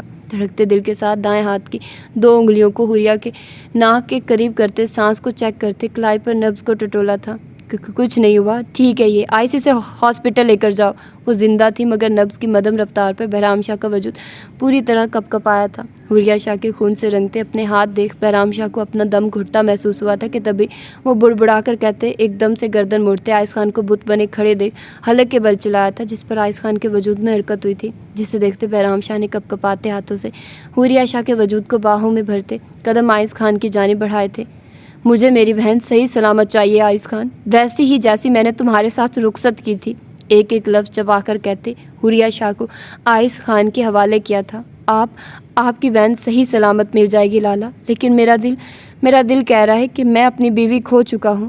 خالی نظروں سے حوریہ شاہ کے چہرے کو دیکھتے سرگوشی نما لہجے میں کہتے وہ جھٹکے سے پڑتا تیز تیز قدموں سے آگے بڑھا تھا، جبکہ بہرام شاہ کی نظریں آئس خان کی خون سے رنگتی شرٹ پر تھی۔ اس کے بائیں بازو کو گولی چھو کر گزری تھی، ویسے بھی کہیں چوٹیں آئی تھی لیکن اب جیسے وہ بے معنی تھی۔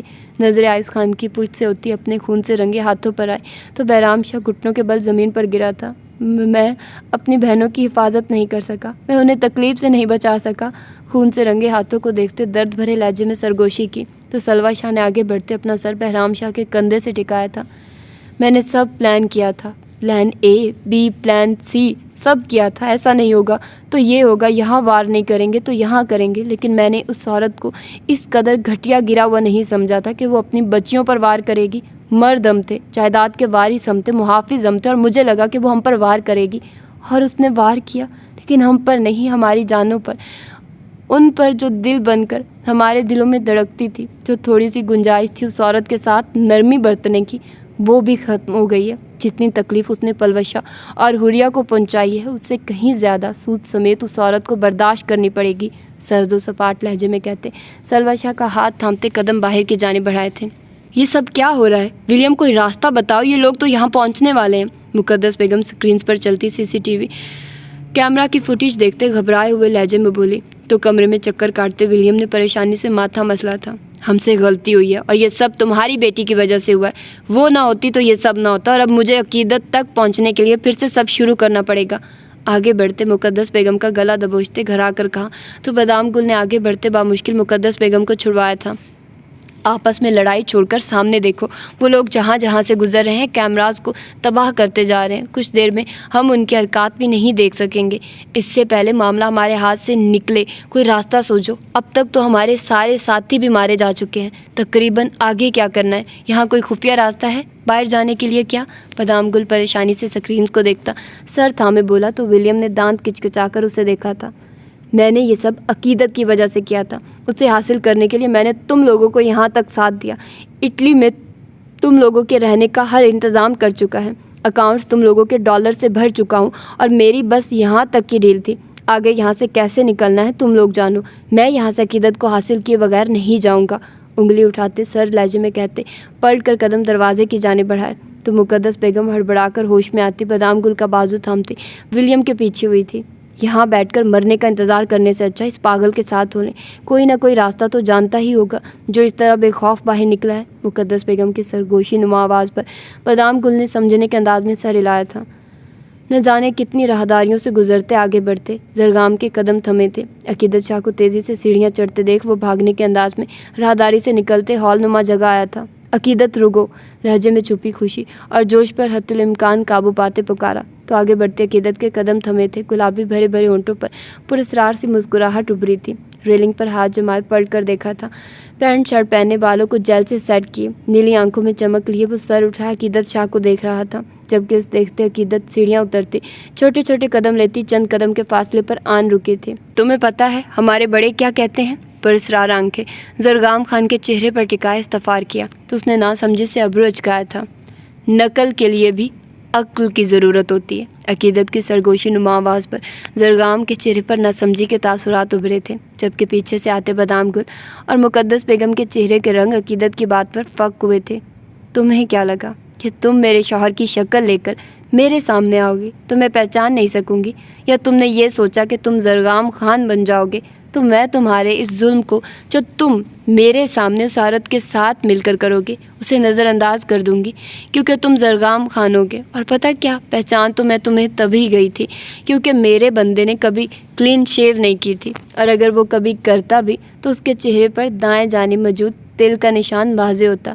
دوسرا یہ کہ میرا شوہر صرف ایک ہی برانڈ کے پرفیوم یوز کرتا ہے، اور تیسری یہ کہ وہ پٹھان ہے، وہ اردو بھی اپنے پٹھانی ایکسنٹ میں بولتا ہے۔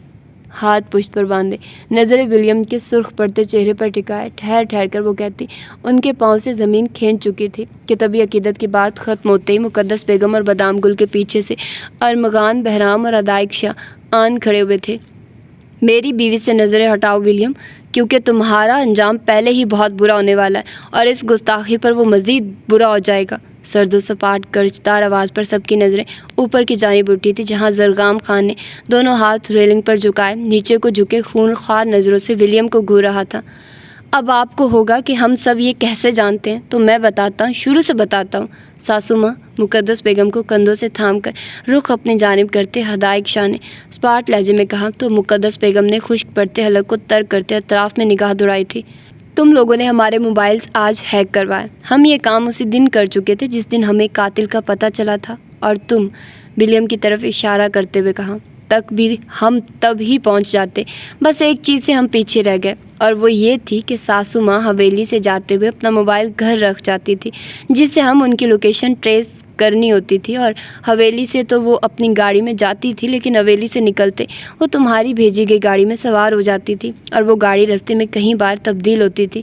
ہم پیچھا کر سکتے تھے لیکن نہیں کیا، کیونکہ ہم کسی بھی طرح کا شک افورڈ نہیں کر سکتے تھے، اور موبائل پر بات بھی وہ صرف بادام گل سے کرتی تھی، اور دونوں کے موبائل سے صرف ایک دوسرے سے رابطہ ہو رہا تھا، اور تم سے رابطہ کیسے ہو رہا تھا اس سے ہم انجان تھے، اسی لیے ہمیں تم تک پہنچنے میں دیر ہو گئی، اور پھر یہ بھی ہمیں پتہ لگ گیا کہ رابطہ تمہارے دیے گئے موبائل اور سم سے ہو رہا تھا۔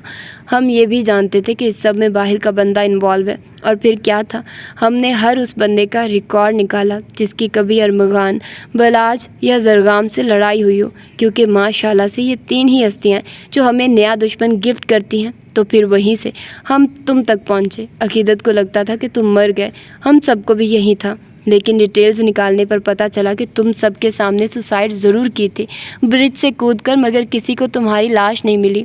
اور پھر کیا تھا، ہم نے پیسہ پھینکا اور تماشا دیکھا، تمہارے پلان میں شامل ہو تمہارے دوست سے لے کر تمہارے چہرے کی سرجری کرنے والے ڈاکٹر سے لے کر تمہیں اردو سکھانے والے ٹیچر اور غیر قانونی طریقے سے پاکستان بھیجنے والے آدمی تک کا ہم کچھ دنوں میں جان چکے تھے۔ تمہارا دھیان خود سے بھٹکانے کے لیے میں نے پلان کے تحت زرگام کو شہر بھیجا اور واپسی پر اس کے ایکسیڈنٹ کا ڈرامہ کیا کہ تم یہی سمجھو کہ ہم ابھی تک دل میں دشمنی کیے بیٹھے ہیں، کیونکہ میں اچھے سے واقف تھا کہ تم نے میرے آفس میں کیمراز لگائے ہیں۔ So in short your time is over. تم بری طرح ہار چکے ہو William, and you too dear ساسو ماں۔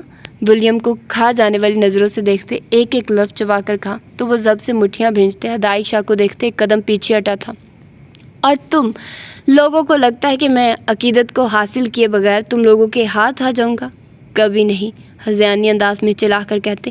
وہ ان لوگوں کو سمجھنے کا موقع دیے بغیر عقیدت کو بازو سے تھامتے اپنی جانب کھینچتے، جیب سے چاقو نکالتے، عقیدت کی گردن پر رکھ چکا تھا اور پھر دوسرے ہاتھ سے جھٹکے سے اپنی شرٹ اتاری تو آگے بڑھتے ان لوگوں کے قدم اپنی جگہ تھمے تھے۔ اگر تم لوگوں نے ایک قدم بھی آگے بڑھایا تو میں بٹن دبا دوں گا اور پھر میرے ساتھ تم سب بھی مرو گے۔ پیچھے کی جانب قدم لیتے اپنے سینے پر بندھے بم کی جانب اشارہ کرتے ہوئے کہا تو زرگام خان نے ضبط سے مٹھیاں بھینچی تھی۔ رکو زرگام، اسے جانے دو۔ زرگام خان کو آگے بڑھتے دیکھ ہدایق شاہ نے اس کا ہاتھ تھامتے سرگوشی نما آواز میں کہا تو زرگام خان نے خون چھلکاتی نظروں سے اسے دیکھتے عقیدت شاہ کو دیکھا تھا، جو نظروں سے اسے رکنے کا اشارہ کرتی ولیم کے ساتھ پیچھے کی جانب جا رہی تھی، اور پھر دیکھتے دیکھتے وہ باہر کو نکلتا ان کی نظروں سے اوجھل ہوا تھا۔ تبھی خاموش فضا میں گولی کی آواز کے ساتھ بادام گل کی دل خراش چیخ گونجی تھی۔ بادام گل کے نیچے گرتے ہی بہرام شاہ نے پلٹ کر سائڈ پر پڑے راڈ کو اٹھاتے پوری شدت سے اس کے سر کے پچھلے حصے پر وار کیا تھا کہ بادام گل کا سر 2 حصوں میں ہوا تھا، اور پھر نہ جانے کتنے ہی وار وہ اس کے چہرے اور جسم کے دوسرے حصوں پر کرنے کے بعد گولیوں سے اس کا جسم چھلنی کر چکا تھا، جبکہ وہ سب بے تاثر نظروں سے بہرام شاہ کو دیکھ رہے تھے۔ یہ تمہاری ماں ہے زرگام خان، لیکن یہ بات اب ہمارا دل نرم کرنے کے لیے ناکافی ہے، سرد و سپاٹ لہجے میں کہتے پسٹل کا رخ تھر تھر کانپتی مقدس بیگم کی جانب کیا تھا، جس پر زرگام خان کے گلے میں گلٹی سے اوپر کر معدوم ہوئی تھی۔ نیلی آنکھوں میں بے ساختہ نمی اتری تھی، اور پھر وہ بنا مقدس بیگم کو دیکھے وہاں سے نکلتا چلا گیا تھا۔ اپنے باہر نکلتے ہی گولی کی آواز سنتے زرگام خان کی آنکھوں سے آنسو لڑیوں کی مانند گرے تھے، جبکہ دوسری جانب مقدس بیگم کے بازو پر گولی چلانے کے بعد بہرام شاہ نے ہاتھ نیچے کر لیا تھا اور چھوٹے چھوٹے قدم لیتا وہ مقدس بیگم کے سامنے گھٹنوں کے بل بیٹھا تھا۔ ہمارا کیا قصور تھا جو آپ نے ہمارے ساتھ یہ سب کیا؟ ہمارے سر سے باپ کا سایہ چھین لیا، ہمیں دشمنی کی آگ میں جھونک دیا، ہمارا بچپن ذمہ داریوں کی نظر کر دیا، اور آج ہمیں قاتل بھی بنا دیا۔ جانتی ہے یہاں کتنی لاشیں گری ہیں؟ جانتی ہے کتنی ماؤں سے ان کے بیٹے چھن گئے؟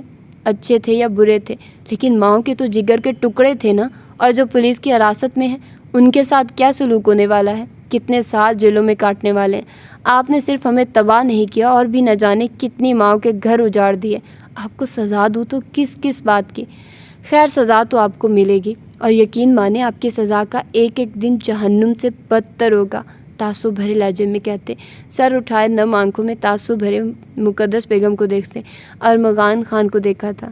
ہم نے آپ سے بہت محبت کی تائی ماں، آپ کو کبھی معاف نہیں کروں گا، بازو سے مقدس بیگم کو تھام کر اپنے سامنے کھڑا کرتے اسپاٹ لہجے میں کہا تو مقدس بیگم نے سر جھکا اپنے بازو سے بہتے خون پر ہاتھ جمائے بازو چھڑانے کی کوشش کی تھی، جس پر بہرام ارمغان کو انہیں لے جانے کا اشارہ کرتا آگے بڑھا تھا۔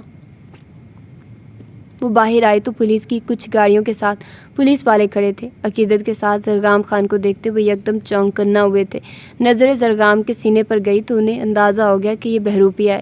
اس سے پہلے وہ لوگ کچھ کرتے ولیم اونچی آواز میں انہیں خبردار کرتا گاڑی کی جانب بڑھا تھا۔ تبھی باہر ہدایق اور اس کے پیچھے زرگام باہر آئے تھے۔ اپنے باہر نکلتے ہی گولی کی آواز سنتے زرگام خان کی آنکھوں سے آنسو لڑیوں کی مانند گرے تھے، جنہیں ہاتھ کی پوچھ سے صاف کرتے وہ آگے بڑھا تھا۔